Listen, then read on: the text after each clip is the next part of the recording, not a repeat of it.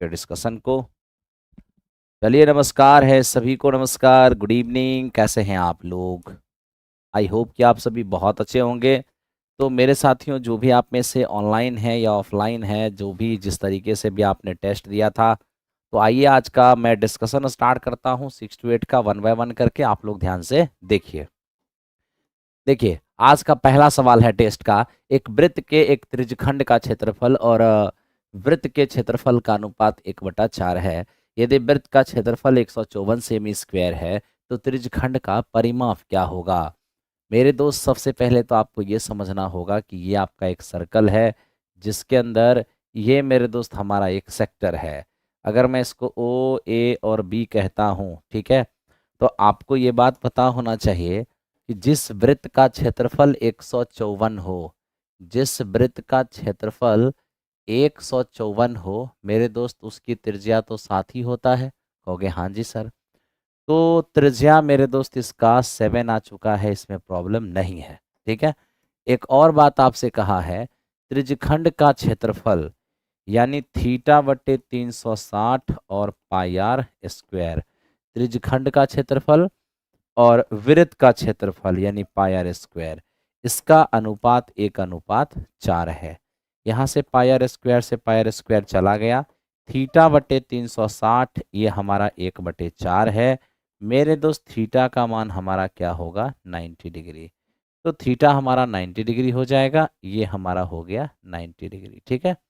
अब हमसे कह रहे त्रिज्यखंड का परिमाप बताइए। अब देखिए, अगर हमें परिमाप निकालना होगा, यानी कि perimeter of sector, perimeter of sector, sector का परिमाप, तो अगर हम ध्यान से देखें कि सेक्टर का परिमाप क्या होगा। देखो, सेक्टर पर एक राउंड चलना ही पेरीमीटर होता है। लो, एक राउंड चल रहे हैं, आपको दिखा रहे हैं। देखिए, ये आ गए, ये यहाँ आ गए और फिर मेरे दोस्त यहाँ आ गए। ये है पूरा एक राउंड। तो मित्र, क्या होगा हमारा 7 7 और ये हमारा पूरा यानी कि r+r, ये क्या होता है, रेडियस, ये भी होता है रेडियस। तो मेरे दोस्त, ये r+r और ये हमारा क्या है, ए बी। तो मेरे दोस्त, ये हमारा हो गया ए बी। ठीक है। 7+7 मेरे मित्र, ये 7+7 और प्लस ये पूरा हमारा ए बी। और ए बी क्या है, चाप। चाप की लंबाई क्या होता है मेरे मित्र, ये चाप की लंबाई हमारा होता है θ/360 और मेरे दोस्त 2πr। तो 2πr तो 2 गुने 22/7 और मेरे दोस्त इंटू आर। 7 से 7 चला गया, ये 4 बार में मेरे मित्र 2 और ये हो जाएगा हमारा 11। फाइनली हमारा हो गया 11, यानी यहाँ से यहाँ हमारा क्या हो गया, 11 हो गया। मेरे दोस्त 11 जोड़ दीजिए तो टोटल कितना हो जाएगा, 14 और 11 मेरे मित्र 25, 25 सेमी हो जाएगा। लीजिए, इस क्वेश्चन का आंसर हो गया, है ना। तो ये मेरे दोस्त इस क्वेश्चन का आंसर हो गया। सबसे पहले हमें वृत्त के क्षेत्रफल से वृत्त की त्रिज्या निकालना होगा। सेक्टर का एरिया और वृत्त का एरिया का रेशियो 1/4 था, यहाँ से थीटा निकल गया। अब थीटा और रेडियस दोनों ही मालूम है, तो सेक्टर का पेरीमीटर कैसे होगा, 7 7 14 हो जाएगा। और यहाँ से चाप की लंबाई, आर्क, लेंथ ऑफ आर्क निकालना होगा, जो θ/360 2πr होता है। यहाँ से हमारा 11 निकल गया।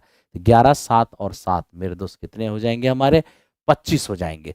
तो इस क्वेश्चन का हमारा 25 हो गया और आपको कोई दिक्कत नहीं होने वाला। ठीक है। चलिए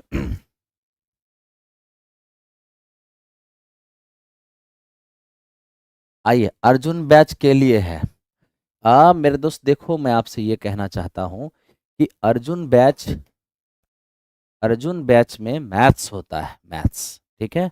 आज अर्जुन बैच में कंपाउंड इंटरेस्ट हुआ है और कंपाउंड इंटरेस्ट की क्लास अर्जुन बैच में भी हुई है। और मेरे दोस्त, अर्जुन बैच की अभी 2 टाइम में क्लास होता है। तो सैटरडे संडे तो के लिए मेरे दोस्त 3 घंटे की क्लास आज हो चुकी है। हो सकता है 2 घंटे रात फिर हो, 12 बजे रात में। तो मैथ्स अर्जुन बैच के अंदर मैथ्स है। ठीक है। चलिए, हम आपको एक एक बात बता देंगे, आप घबराओ मत। ओके, चलो चलते हैं। अब मेरे दोस्त, इसमें देखो ये क्या है, एक लंबवृत्तीय बेलन जिसकी ऊंचाई और व्यास इतना और इतना है, वक्रपृष्ठ एरिया क्या होगा। आपको पता होना चाहिए कि बेलन का बकपिस्ट एरिया 2 पाई RH होता है। मेरे मित्र 2 पाई को एज इट इज रहने दो। अगर डायामीटर हमारा 8 है, व्यास अगर 8 है तो त्रिज्या 4 हो जाएगा और इसकी ऊंचाई हमारा कितना 10 है।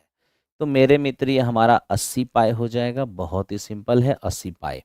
एकदम आराम से मेरे दोस्त आप करते चले जाइए, दिक्कत आपको कहीं नहीं होना है। अब इसको देखिए मेरे दोस्त, रैखिक समीकरण y बराबर x, y बराबर x किस बिंदु से पास करेगा। सबसे पहली बात, y बराबर अगर x है, ठीक है, तो ये जो लाइन है ना मेरे मित्र, ये जिस पॉइंट से पास करेगा उसमें खासियत होगा, क्योंकि पॉइंट तो हमारा x कोमा y के फॉर्म में होता है। तो मेरे दोस्त x कोमा y के फॉर्म में पॉइंट होता है और यहाँ दोनों ही बराबर है। तब तो अगर x को a कहेंगे तो हमारा y भी a हो जाएगा। तो जो जिस पॉइंट में एक्स वाई दोनों सेम होगा उसी पॉइंट से लाइन पास करेगी। तो देखो एक्स वाई दोनों सेम नहीं है, एक माइनस है एक प्लस है। एक्स वाई दोनों सेम नहीं है, एक माइनस है एक प्लस है। यहाँ एक्स और वाई दोनों ही सेम है तो इस पॉइंट से पास करेगी, है ना। तो मेरे दोस्त एक्स बराबर वाई, ये जो एक लाइन है ये किस पॉइंट से पास करेगी, तो एक्स बराबर वाई, कोई भी पॉइंट एक्स कोमा वाई के फॉर्म में होती है और यहाँ पर एक्स और वाई दोनों ही बराबर है, यानी x को a कहते हैं तो y भी हमारा a हो जाएगा। यानी जिसमें x y दोनों सेम होगा वो ये उसी पॉइंट से पास करेगी। बाकी मैं आपके बारे में इसके बारे में एक और बात आपको बता देता हूँ। ये एक फेमस लाइन है और याद रखना कि ये मेरे दोस्त एक फेमस लाइन है। x का पॉजिटिव, x का नेगेटिव, y का पॉजिटिव और y का नेगेटिव, ठीक है। मेरा कहना है कि y बराबर x किस पॉइंट से जाएगी। तो मेरे मित्र देखो, हम कहीं भी अगर पॉइंट लेते हैं, मान लो x को 1 लिए तो y को भी 1 लेना होगा, x को हम 2 लिए हैं तो y को भी 2 लेना होगा। मेरे दोस्त x को हम -1 लेते हैं तो y को भी -1 लेना होगा। अगर हम y को x को -2 लेते हैं तो y को भी -2 लेना होगा। कहने का मतलब जो हमारा x होगा वही हमारा y होगा। तो याद रखना y बराबर x एक ऐसी रेखा है जो मेरे दोस्त ओरिजिन से पास करती है, साथ ही साथ फर्स्ट क्वाड्रांट और थर्ड क्वाड्रांट से पास करती है। मेरे मित्र फर्स्ट और थर्ड से पास करने वाली लाइन साथ ही साथ ओरिजिन से जाती हुई वो y बराबर x होता है, ठीक है। तो आई होप आपको इतनी सी बात समझ में आ रहा होगा। चलते हैं अब क्वेश्चन नंबर नेक्स्ट के लिए, ठीक है।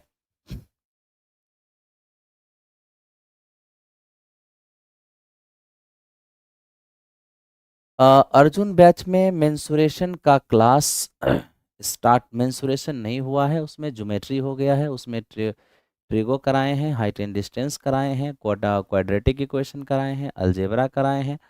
और मेरे दोस्त अभी मेंसुरेशन उसका स्टार्ट होगा। मान लो कि मेंसुरेशन आज तो कंपाउंड इंटरेस्ट ख़त्म होना है। मेंसुरेशन नेक्स्ट डे से उसमें स्टार्ट हो जाएगा मेंसुरेशन, ठीक है। अर्जुन बैच के अंदर मेंसुरेशन नेक्स्ट डे से स्टार्ट हो जाएगा। हाँ, वो क्वेश्चन डिस्कशन है तो ज़्यादा टाइम नहीं लगेगा, है ना, लेकिन क्वेश्चन ज़्यादा रहता है ना, हर एक टाइप का क्वेश्चन कराना है मेरे दोस्त। आओ ध्यान देते हैं। टेन ए बराबर 1/2, टेन बी बराबर 1/3, तो 4a और +4b का मान क्या होगा। मैं आपको एक चीज़ बताता हूँ, ये 10a और 10b का जो मान दिया हुआ है ना, इसको देख के ऐसा लगता है कि हमें हेल्प लेना पड़ जाएगा a+b का, है ना, a+b का। तो मेरे दोस्त अगर मैं 10a+b यूज़ करता हूँ तो 10a+b बराबर क्या होगा, 10a और +10b, और बाय 1 माइनस मेरे मित्र 10a इंटू 10b, ठीक है। अब यहाँ देखो 10a हमारा 1/2 है और 10b हमारा 1/3 है। 1 माइनस 10a 1/2 और 10b 1/3, मेरे दोस्त ये हमारा हो जाएगा ऊपर भी 5/6 और नीचे भी 5/6, यानी कि फाइनली 1। कहने का मतलब ये हो गया कि टेन ए प्लस बी बराबर अगर 1 है तो 110 में कितने डिग्री का मान है, 45 डिग्री का मान है ना। तो मेरे दोस्त 45, अरे मेरे दोस्त ये π/4 का मतलब क्या होता है, 1 तो 45 ही है ना, π/4 का मतलब 45 ही होता है। अब दोनों तरफ 10 छोड़ दो तो a+b बराबर क्या हो जाएगा, ये हमारा हो जाएगा 45 डिग्री, कहोगे हाँ। तो अगर a+b 45 है तब तो हम 4a+b निकालेंगे तो क्या होगा, हो जाएगा 4 × 45, यानी बोले तो 180। तो मेरे दोस्त 180, 180 का मतलब पाई होता है। इस क्वेश्चन का आंसर हमारा पाई हो गया, ठीक है। चलिए चलते हैं क्वेश्चन नंबर नेक्स्ट।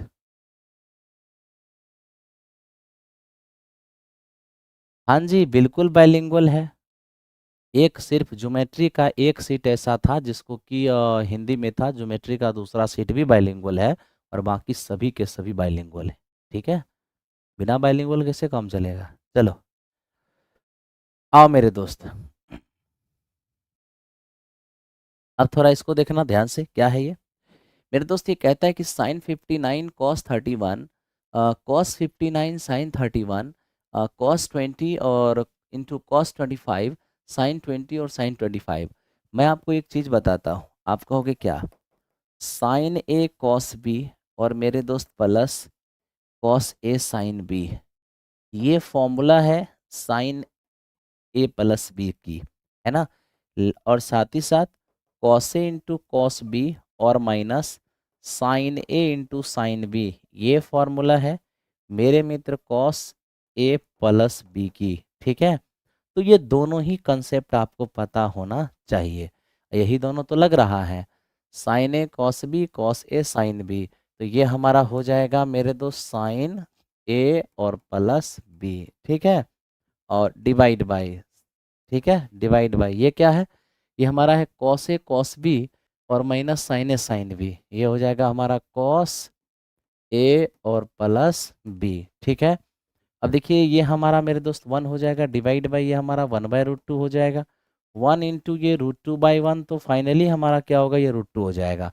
तो इस क्वेश्चन का आंसर हमारा रूट टू हो गया, और बड़ी आसानी से आप इसको कर सकते हो, कहीं से कोई दिक्कत आपको है नहीं। ठीक है,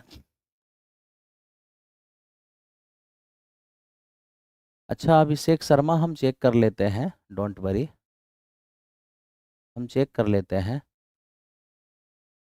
हम अभी तुरंत चेक कर लेते हैं, घबरा कह रहे हैं।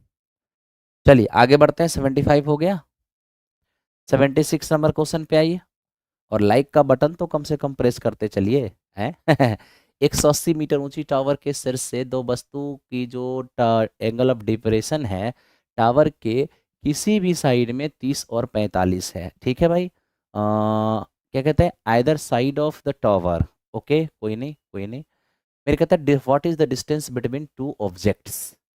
मेरे दोस्त पहले तो हमको ये समझना है कि ये हमारा एक टावर है, कहोगे हाँ, टावर के टॉप से ये हमारा एक टावर है, कहोगे हाँ सर, टावर के शीर्ष से टावर के किसी भी तरफ, चाहे दोनों पॉइंट इस तरफ ले लो चाहे इस तरफ ले लो, तो चलो इसी तरफ ले लेते हैं दोनों पॉइंट, है ना। और दोनों ही पॉइंट के जो एंगल ऑफ डिप्रेशन है वो 30 और 45 है। तो मेरे दोस्त याद रखना, जो नज़दीक वाले होते हैं ना, जो नज़दीक वाले पॉइंट हैं वहाँ पर मेरे दोस्त बड़ा एंगल बनेगा।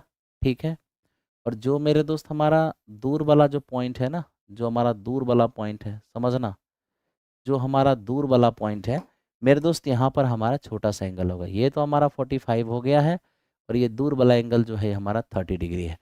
मेरे दोस्त अगर हम इसको मिला दें, इसको यदि हम मिला दें, तो अकॉर्डिंग टू सिचुएशन हमें कह रहा है कि दोनों पॉइंट के बीच का डिस्टेंस चाहिए, ये दोनों पॉइंट के बीच का हमें डिस्टेंस चाहिए। बस हमें हाइट पता है 180 मीटर। ठीक है, अब मेरे दोस्त ये देखो, ये पूरा हमारा क्या है 45 है, और ये हमारा क्या हो गया मेरे दोस्त 30 हो गया। तो अब आपको मैं इतना बताऊं, क्या जब 30 और 45 का मामला हो या 60 या 45 हो, तो मेरे दोस्त बड़ा एंगल यहाँ छोटा एंगल यहाँ होगा, और 45 के केस में 45 को पहले मत छेड़ना, पहले 30 को करो। 30 के लिए बताओ लंब कितने होंगे 1, और पूरा पूरा आधार कितने हो जाएंगे, ये हमारा √3 हो जाएगा। ठीक है, 45 क्या कहता है, जितना बड़ा लंब उतना ही बड़ा आधार। तो मेरे दोस्त ये अगर 1 है तो ये भी हमारा 1 हो जाएगा, पूरा √3 में अगर ये 1 है तो ये हमारा √3 - 1 हो जाएगा। ठीक है, और यही हमारे दोनों पॉइंट के बीच का डिस्टेंस है। अब देखो ये जो हाइट 1 है वो हमारा 180 है, तो मेरे मित्र ये 1 का मान अगर 180 मीटर है, तो 1 का मान 180 मीटर, तो √3 - 1 का मान क्या होगा, √3 - 1 रेशियो का मान हो जाएगा 180, 180 और इंटू √3 - 1, ये इस क्वेश्चन का आंसर हो जाएगा ऑप्शन नंबर सी। बहुत ही बेहतरीन, वेरी वेरी इंपॉर्टेंट। चलिए चलते हैं,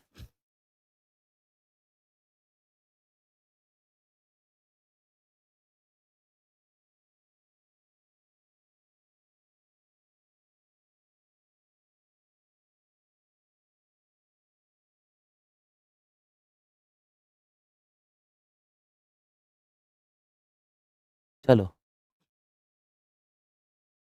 आगे बढ़ते हैं, एकदम जम करके मेरे दोस्त लगे रहो ना, बहुत मजा आएगा।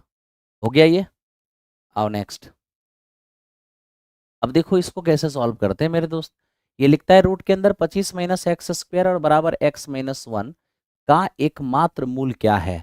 तो आप ऐसा कीजिए कि बोथ साइड स्क्वायर कीजिए, बोथ साइड स्क्वायर कीजिएगा ना तो 25 माइनस एक्स स्क्वायर हो जाएगा, और इधर a माइनस बी का होल स्क्वायर करेंगे तो मेरे दोस्त ए स्क्वायर और माइनस का 2ab प्लस का बी स्क्वायर हो जाएगा। ठीक है, अब ये देखिए सबको उस पार ले जाएंगे तो 2x स्क्वायर हो जाएगा, माइनस का 2x हो जाएगा, और प्लस 25 उस पार जाके माइनस 25 होगा तो माइनस 24 और बराबर 0 हो जाएंगे। बहुत होगा तो एक दो कॉमन ले लेंगे तो एक्स स्क्वायर माइनस एक्स और माइनस 12 बराबर 0। अब यहाँ से मेरे दोस्त अगर हम ब्रेक करना चाहेंगे, इसको तोड़ना चाहेंगे, तो हम तो देख ही रहे ना, ये तो सिंपल वे में टूट रहा है तो टेंशन ही क्या क्या लेना है। माइनस का 4x और प्लस का 3x, एक x हो भी जाएगा और 4 तिया 12 भी हो जाएगा। ठीक है, बराबर 0। यहाँ से x कॉमन लोगे तो x माइनस 4 हो गया, और प्लस 3 यहाँ से मेरे दोस्त x माइनस कितने 4 हो गए, बराबर 0। तो x माइनस 4 और यहाँ पर x प्लस 3 है ना, बारी बारी से 0 के बराबर करोगे तो मेरे मित्र यहाँ पर x का मान 4 आ जाएगा और x का मान माइनस 3 आएगा। ठीक है, और एक अच्छी बात यह है मेरे दोस्त, कहोगे अच्छी बात क्या है, कि मेरे दोस्त यहाँ देखो, सबसे पहली बात आपको ये देखना है कि हमें कह रहा है कि एकमात्र मूल है, तो मेरे दोस्त इसका एकमात्र मूल कौन सा दिख रहा है, 4 दिख रहा है। ठीक है, एकमात्र मूल हमें 4 दिख रहा है और 4 इस क्वेश्चन का आंसर है, कहीं से कोई दिक्कत आपको नहीं होना है। ठीक है, चलिए thank you very much, thank you thank you thank you. सब लोग लाइव हैं, अच्छा लग रहा है, लाइक का बटन प्रेस करते चलिए, जितने लोग लाइव हैं कम से कम उतना लाइक तो होना चाहिए। आप जितना लाइक और जितना कमेंट करते हैं हमारा एनर्जी उतना ही मेरे दोस्त, सॉरी, लाइक से उतना ही एनर्जी मेंटेन होता है। ठीक है, चलो ध्यान दो, आओ देखो। अरे हमें भी मोटिवेशन की जरूरत पड़ता है यार। यदि किसी संख्या का 3/4 संख्या के 1/3 से 50 अधिक है तो वो संख्या क्या होगा। मेरे दोस्त हमें कह रहा है किसी संख्या का 3/4 संख्या के 1/3 से 50 ज्यादा है, किसी संख्या का 3/4 उसी संख्या के 1/3 से 50 ज्यादा है, किसी संख्या का 3/4 उसी संख्या के 1/3 से 50 ज्यादा है। ठीक है, अब मेरे दोस्त यहाँ पर देखो हमारा 3x 4 हो गया, यहाँ से x/3 हो गया और बराबर हमारा 50 हो गया, ये हमारा 12 हो जाएगा, 4 तिया 12 ये 9x और माइनस 3 चौको 12 ये हमारा 4x हो गया, और बराबर मेरे दोस्त 50 होता है। ये हमारा 5x और अपॉन 12 और बराबर हो गया 50, तो x का मान कितना हो जाएगा 120। तो x का मान 120 हो गया। इस क्वेश्चन का आंसर बहुत ही सिंपल वे में आप कर पा रहे हो, ले पा रहे हो, चल पा रहे हो। ठीक है, चलो आगे चलते हैं। विपिन हो तो गया, एक बार कमेंट देख लिया ना, उस पर हम विचार करते हैं, क्या परेशानी है। अरेंज नहीं है तो हम उसको अरेंज कर देंगे। चलो अब इसको देखो मेरे दोस्त, ये क्या है, ये हमें कहता है कि 4 अंकों की वह बड़ी से बड़ी संख्या ज्ञात करो जो 83 से पूर्णतया विभाज्य हो। अब ऐसे सवालों को बनाते समय बहुत ज़्यादा हड़बड़ाने की जरूरत नहीं है, ये सब बेसिक सा क्वेश्चन होता है तो इसको बेसिक वे में ही बना लेना है, क्योंकि यहाँ बहुत हिट एंड ट्रायल लगाओगे तो बहुत सारी परेशानी हो जाएगी। और देखो मेरे दोस्त बेसिक वे में कितना आराम से बन जाएगा। ठीक है, हमें क्या कह रहा है, हमें कह रहा है 4 अंकों की सबसे बड़ी संख्या मतलब 4 × 9 कौन सी है जो 83 से डिवाइड हो जाएगा। तो क्या दिक्कत है, 83 से डिवाइड करो ना, जो रिमाइंडर बचेगा उसको हटा देना। 83 × 1 = 83, यहाँ से आ जाएगा हमारा 16, 9 हो गया। अब इससे अगर 2 बार में इसको लगाते हैं तो मेरे दोस्त ये हमारा हो जाएगा 166, यहाँ से 3 हो जाएगा, उतारेंगे 9 नहीं लगेगा 0। तो मेरे दोस्त फाइनली हमारा 39 रिमाइंडर हो गया। अब 39 रिमाइंडर हो गया, रिमाइंडर क्या होता है, कटने से एक्स्ट्रा, तो कटने से एक्स्ट्रा है तो एक्स्ट्रा को हटा दो इसमें से, जैसे ही हटा दोगे 996 और 0 9960। मेरे मित्र ये 4 अंकों की वो सबसे बड़ी संख्या है जो 83 से पूरी तरह से डिवाइड हो जाएगी। ठीक है, चलिए तो चलते हैं क्वेश्चन नंबर नेक्स्ट, आगे बढ़ते हैं। अब मेरे दोस्त इसको देखो ये क्या लिखता है, लिखता है कि एक ब्यूटिशियन की इनकम में उसका वेतन और सेवाओं से मिलने वाले बख्शिश शामिल है। इनकम में उसका पेमेंट भी है और सेवा से जो उसको बख्शिश मिलता है वो भी अवेलेबल है। कहता है कि किसी एक वीक सप्ताह के दौरान उसकी बख्शीश उसके वेतन का 5/4 है। अब आप मेरे दोस्त मुझे ये बताइए, उसको जो मेरे दोस्त एज ए बोनस जो ऊपर से मिल रहा है, वो उसके पेमेंट का, यहाँ ध्यान दीजिएगा, उसका जो बोनस है उसके पेमेंट का 5/4 है।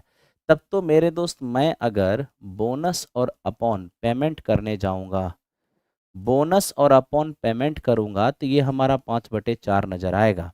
इसका मतलब है उसका वास्तविक पेमेंट मेरे दोस्त 4 था, लेकिन अच्छे से उसने काम किया था, इसलिए 5 रुपये उसको बख्शिश मिल गया। इसका मतलब उसका टोटल इनकम कितना हो गया? तो देखो, 4 रुपये पेमेंट बनता था, 5 रुपये बख्शिश मिल गया, यानी टोटल इनकम उसका 5 हो गया। हमें कहता है बताओ कितना अंश उसकी इनकम का, कितना अंश उसको बख्शिश मिल रहा है। तो मैं अगर मेरे दोस्त उसका बोनस देखने चला जाऊं, तो बोनस के रूप में उसको 5 मिल रहा है। किससे? इनकम का कितना अंश। तो मेरे मित्र देखो, बोनस के रूप में जो मिला उसको ऊपर रखना है और टोटल इनकम को नीचे रखना है। तब पता चलेगा कि उसके टोटल इनकम का कितना अंश उसको बख्शिश के रूप में मिला है। ठीक है, तो आइए मेरे दोस्त चलते हैं क्वेश्चन नंबर नेक्स्ट। अब आइए इसको देखते हैं, ये क्या है मेरे दोस्त। x³ + 4x² + 6x - 2 को x + 5 से विभाजित करने पर क्या रिमाइंडर आएगा? याद रखना मित्र, जिससे हमें डिवाइड करना है उसको 0 के बराबर कर लो। यहां से x के जो वैल्यू आएंगे उसी वैल्यू को इसमें पुट कर दो। अब देखो उतना टाइम नहीं है, समझो मेरी बात, हमको इसमें इससे डिवाइड करना है। अब लगेंगे डिवाइड करने तो उतना टाइम पेपर में है नहीं, तो डिवीजन का एक शॉर्ट प्रोसेस ये है कि जिससे डिवाइड करना है उसको 0 के इक्वेट कर लो और यहां से x का मान फाइंड कर लो। अब x का जो मान आ गया उसको इसमें पुट कर दो। ठीक है, जो आएगा वही आपका रिमाइंडर होगा। -5 का क्यूब हो जाएगा -125 और प्लस 4 इंटू -5 का स्क्वायर 25, 25 4 100 हो जाएगा। मेरे मित्र ये 6 पंचे हमारा 30 हो जाएगा, और ये देखो माइनस का 2 है हमारे पास, तो 125, 155 और 157, माइनस का 157 और मेरे दोस्त प्लस का 100। यहाँ से रिजल्ट हमारा -57 दिख रहा है, यही अपना रिमाइंडर हो गया। तो ऑप्शन नंबर बी इस क्वेश्चन का आंसर हो गया, जहां से आपको कोई परेशानी नहीं है। ठीक है, चलिए 81 हो गया, अब हम चलते हैं 82 की ओर। देखो मेरे दोस्त, यही है वो अर्जुन बैच जिसकी आप इतने देर से प्रतीक्षा कर रहे हो। मेरे दोस्त, अंतिम समय में अभी भी आज आपके पास 24 तारीख है, 5-6 दिन इधर है और आगे मेरे दोस्त 6 दिन इधर, 12-14 दिन अभी भी समय है, और 12-14 दिन में ये आपके लिए अमृत साबित हो सकता है। बाकी जबरदस्ती नहीं है, जिनको आप में से पसंद है वो इसे ज्वाइन करें, जिन्हें पसंद नहीं है मेरे दोस्त वो आप ज्वाइन मत कीजिए। ठीक है, जिनको लगता है कि नहीं हमें कम करना है, इतने कम टाइम में हमको बेस्ट प्रैक्टिस करना है, तो आप जरूर इसका सहारा लें, है ना, और आप सहारा लेकर अपने तैयारी को अंतिम रूप दें। आइए चलते हैं नेक्स्ट। इसको देखिए, अरुण और शेखर के पास कुछ धनराशि है। अरुण शेखर को 30 रुपए जब देता है, तो शेखर के पास अरुण के पास बची राशि से डबल हो जाता है। यदि शेखर अरुण को 10 रुपए देता है, तो अरुण के पास शेखर के बची राशि, है ना, शेखर के पास बची धनराशि से 3 गुना हो जाता है। प्रारंभ में अरुण और शेखर के पास कितनी राशि बची थी? मैं ये कहता हूं मेरे दोस्त कि अरुण के पास ए रुपया था और शेखर के पास एस रुपया था। ठीक है, अरुण शेखर को 30 रुपया देता है, तो अरुण अगर शेखर को देगा तो अपना में से निकालेगा, शेखर को दे देगा। देखिए, अरुण अगर शेखर को देगा तो अरुण में कमी होगा और शेखर में वृद्धि हो जाएगा, क्योंकि अरुण ने शेखर को दिया है। तो अरुण अपना में से जितना शेखर को देखा, शेखर में वृद्धि हो जाएगा, अरुण में कमी हो जाएगा। तो जब अरुण ने 30 रुपया शेखर को दिया, ठीक है, तो ऐसी स्थिति में शेखर के पास जो राशि हुई वो अरुण के पास बची हुई राशि का डबल हो गया। यानी जैसे ही ये अपना 30 रुपए इसको दिया ना, तो शेखर वाली जो राशि है वो राशि अरुण के पास बची राशि के डबल के बराबर हो गया। यहां से मेरे मित्र हमारा 2a और -60, ये हमारा s + 30 हो गया। मेरे मित्र ये 2s 2a में s इस पार आके घट जाएगा और -60 इस पार आके ऐड हो जाएगा। ये हमारा इक्वेशन फर्स्ट है। आप ऑप्शन से भी बना सकते हो, नो डाउट। फिर देखो, अरुण की राशि को मैंने a माना था और शेखर की राशि को b माना था। कह रहे अरुण, शेखर जब अरुण को 10 रुपए देता है तो शेखर अगर अरुण को देगा तो अपना में से निकालेगा और अरुण को दे देगा, है ना। अपना पैसा इसको देगा तो उसमें 10 की कमी हो जाएगी, इसमें 10 की वृद्धि हो जाएगी। ऐसा करने से क्या हुआ कि अरुण के पास जो पैसा बना उस शेखर के पैसे का 3 गुने के बराबर हो गया। तब तो यहां से a प्लस 10 और बराबर 3s और माइनस का 30। मेरे मित्र a और माइनस का 3s और ये 10 उस पार जाके माइनस का 40 हो जाएगा। ये इक्वेशन हमारा सेकंड हो गया। मुझे दोनों को सॉल्व करना है तो मैं ये चाहता हूं कि आप मेरे दोस्त इसको डबल कर लो। क्यों क्यों उसको दुगना कर लो, इक्वेशन सॉल्व करना है, ताकि वो भी हमारा 2a और माइनस का 6s और बराबर मेरे दोस्त माइनस का 80 हो जाएगा। ठीक है, आइए अब इसको सॉल्व करते हैं। तो जैसे ही हम इसको सॉल्व करेंगे तो मेरे दोस्त यहाँ से क्या होगा, ये हमारा घट जाएगा। ठीक है, अब ये 2a से 2a खत्म हो गया। s प्लस 6s ये मेरे दोस्त हमारा 5s हो जाएगा और बराबर ये हमारा 170 हो जाएगा। s बराबर क्या होगा, 5 तिया 15 और 5 चौको 20। तो s का मान यहाँ पर हो गया हमारा 34। तो लीजिए मेरे दोस्त किसी एक इक्वेशन को यूज कीजिए। तो ये हमारा 2a और माइनस s हमारा 34 है और बराबर ये 90 हो जाएगा। तो 2a और बराबर 124, यहां से a का मान आ गया हमारा 62। तो मेरे दोस्त इस तरीके से हमने आपको दिखाया कि अरुण के पास 62 है और मेरे मित्र शेखर के पास कितना है, 34 है। तो आप 62 और 34 के हिसाब से इस ऑप्शन को लगा दिए। लेकिन मैं तो आपको यही कहता हूं कि मेरे दोस्त इसको आप सॉल्व कर लो ना, इसको आप सॉल्व कर लो, कोई प्रॉब्लम नहीं है, आप कर सकते हो सॉल्व, नो प्रॉब्लम। ठीक है, कुछ क्वेश्चन तो ऐसे होते हैं जिनको मेरे दोस्त सॉल्व करना होता है, ढंग से सॉल्व करते हैं तो काम होता है, अदरवाइज कोई काम नहीं होता। ठीक है, तो चलो आगे बढ़ते हैं नेक्स्ट क्वेश्चन की ओर। अब मेरे दोस्त इसको देखो, ये अपना क्या है, कहते कि 23.2/7 मीटर लंबाई की 15 छोटी छरों को जोड़कर एक बड़ी छर बनाई गई है। बड़ी छर की लंबाई क्या होगा, जानते हो मेरे दोस्त। ऐसे ऐसे 15 छर को जोड़ा गया है और कुल लंबाई बोलोगे तो क्या, किसी चीज को 15 बार लिखकर जोड़ने से अच्छा है कि आप मेरे दोस्त उसमें 15 से गुना कर दो, गुना कर दो। ठीक है, अब रही बात गुना करने का तरीका क्या होगा, मित्र मेरे ये 15 है, ये जो आप 23.2/3 देख रहे हो इसको 23 और प्लस 2/3 लिख सकते हैं। 23 को 15 से गुना करोगे 15 तिया 45 और 15 दूनी 30, 30 और 4 हो जाएगा अपने पास 34, प्लस ये मेरे दोस्त 15 गुने 2/3, 3 से कटेगा 5, 5 दूनी हमारा 10 हो जाएगा और ये हमारा इस तरीके से मेरे दोस्त हो जाएगा 355। कितने हो जाएंगे हमारे, 355। तो मेरे भाई हमने आपको ये बात बताने की कोशिश किया, ओ सॉरी कुछ गड़बड़ हो गया, कुछ तो गड़बड़ हो गया, सॉरी मेरे दोस्त। यहाँ पर 7 है, 7।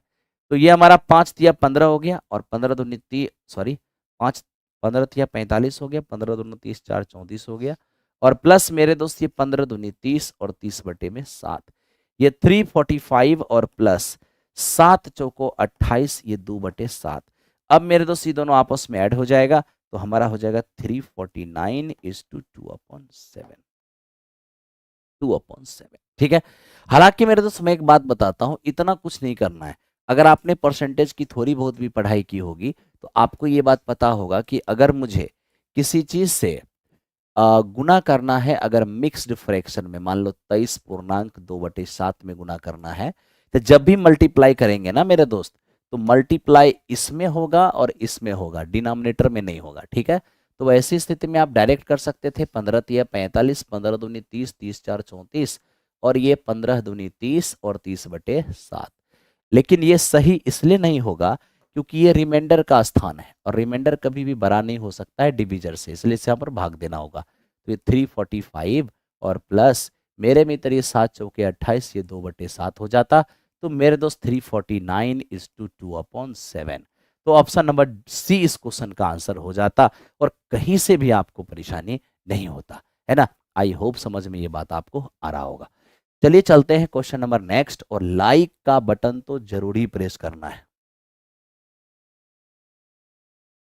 चलिए अब मेरे दोस्त इसको आना और इसको थोड़ा देखना है। कह रहा है कि दो क्रमागत प्राकृत संख्या के वर्गों का योग 313 है। इन दोनों संख्याओं में से छोटी संख्या कौन सी होगी? मेरे दोस्त सिंपल सी बात है ना, दो क्रमागत संख्या का मतलब एक अगर x है तो एक मेरे दोस्त हमारा x+1 हो जाएगा। अकॉर्डिंग टू क्वेश्चन हमें कह रहे हैं कि दोनों के स्क्वायर का जो योगफल है वो मेरे दोस्त 1313 है। अब हमें छोटी संख्या मांग रहा है, यानी x का मान मांग रहा है। अगर मैं x का मान 13 रख रहा हूँ तो 13 का स्क्वायर 169 और 14 का स्क्वायर 196 जोड़ के कभी भी 313 नहीं आएगा, तो ये गलत हो गया। 15 रखेंगे तो 225 ही 256 बिल्कुल भी नहीं हो पाएगा। लेकिन ये आंसर दिख रहा है, कहोगे वो कैसे? x का मान 12 रखोगे तो 12 का स्क्वायर 144, 12 एक 13, 13 का स्क्वायर 169। तो मेरे दोस्त यहाँ पर 12 का स्क्वायर 144 और 13 का स्क्वायर, अरे 12 रखेंगे, x का मान 12 का स्क्वायर 144, 12 एक 13, 13 का स्क्वायर 169, जैसे ही ऐड करेंगे 313 आ जाएगा। यानी कि आपके लिए 84 एकदम परफेक्ट आंसर है, इसका कहीं कोई दिक्कत नहीं है ना मेरे दोस्त? सॉरी, कह रहे कि 12 परफेक्ट आंसर है, क्योंकि 12 से सेटिस्फाई हो जा रहा है। अब देखो ये क्या लिखता है, ये लिखता है कि ऐसी लघुत्तम संख्या, मतलब वो स्मॉलेस्ट नंबर कौन सी है जिसे 6, 15 और 18 से भाग दूं तो हर केस में हमें 5 रिमाइंडर आए। सबसे पहली बात मेरे दोस्त ये देखो, मैं इन सब से डिवाइड करूं तो रिमाइंडर हमारा 5 आना चाहिए। इसका मतलब जानते हो, इसका मतलब हमारी संख्या भाग लगने से 5 ज्यादा होगी, क्योंकि भाग लगने से 5 ज्यादा होगी तभी 5 रिमाइंडर आएगा। और चूंकि 5 रिमाइंडर आ रहा है, इसका मतलब हमारी जो नंबर है वो भाग लगने से 5 ज्यादा है। तो अगर भाग लगने से 5 ज्यादा है तो प्लीज आप 5 इसमें से हटा दीजिए। जैसे ही आप 5 हटाएंगे तो जो नंबर मिलेगा वो डिवाइड होने वाली नंबर मिलेगा। क्या होगा मेरे दोस्त? वो हमारा डिवाइड होने वाली नंबर मिलेगा। किससे डिवाइड होने वाली? जिससे भाग दिया जा रहा है ना? यानी कि वो नंबर हमारा 6, 15 और 18 है ना? तो 6 से भी कटेगा, 15 से भी कटेगा, 18 से भी कटेगा, तो यही तो वो नंबर है जो 6 से भी कट रहा है, 15 से भी कट रहा है, 18 से भी कट रहा है। तो ये ऑप्शन नंबर ये हमारा आंसर हो गया। 85 नहीं कटेगा तो ये आंसर नहीं हो सकता। 91 भी सबसे नहीं कटेगा तो आंसर नहीं हो सकता। तो it's a very very important question. आओ चलते हैं क्वेश्चन नंबर नेक्स्ट की ओर। वेरी सिंपल क्वेश्चन था, सॉरी। देखो ये क्वेश्चन हमसे क्या कह रहा है मेरे दोस्त, ये हमसे बहुत ही बेहतरीन बात कहा कि सर तांबे, ठीक है, तांबे और जस्ते, मित्र तांबे और जस्ते का रेशियो 17:7 है, ठीक है। तो तांबे से जस्ते का ये रेशियो हो गया। फिर कह रहा है जबकि निकेल से मेरे दोस्त जस्ते का जो रेशियो है वो हमारा 4:3 है, ठीक है। मैं एक बात बताऊं, कहोगे क्या? मिक्सचर एक ही है जो कि तांबा जस्ते और निकेल का है। तांबा जस्ता को देखा तो ये रेशियो, निकेल जस्ते को देखा तो ये रेशियो।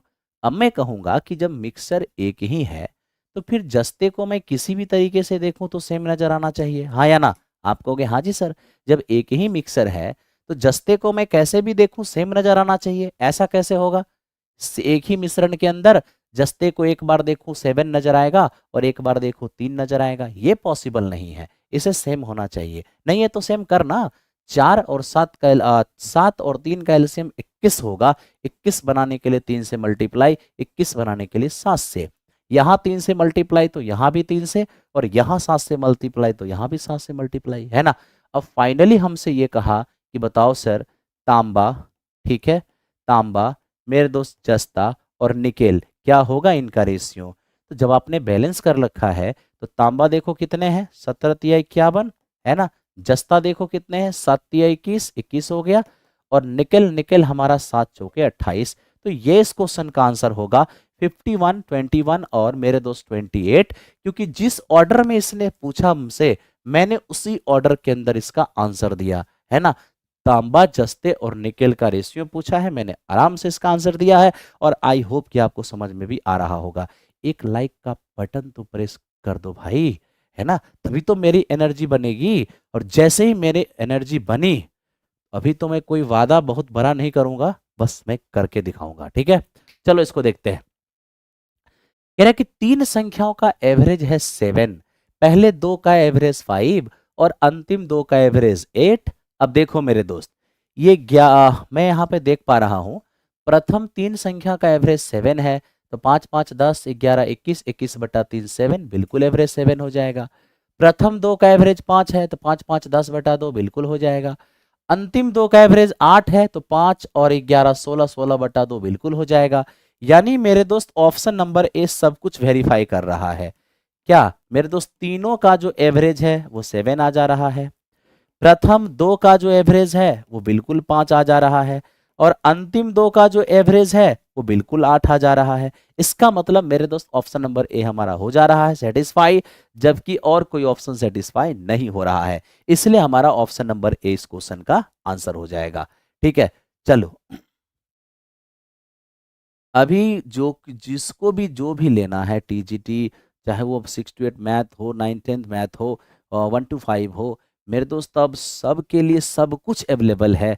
और प्रैक्टिस के तौर पर इतने कम टाइम में आपके लिए, है ना, सारे बैचेज के साथ साथ अर्जुन बैचेज भी अवेलेबल है। ठीक है, अर्जुन बैच 2, है ना, अभी आपके लिए जो बच्चे लगातार तैयारी में लगे हुए हैं, हालांकि अभी तो बहुत टाइम है, 15 दिन, 15 दिन में तो बहुत कुछ हो सकता है।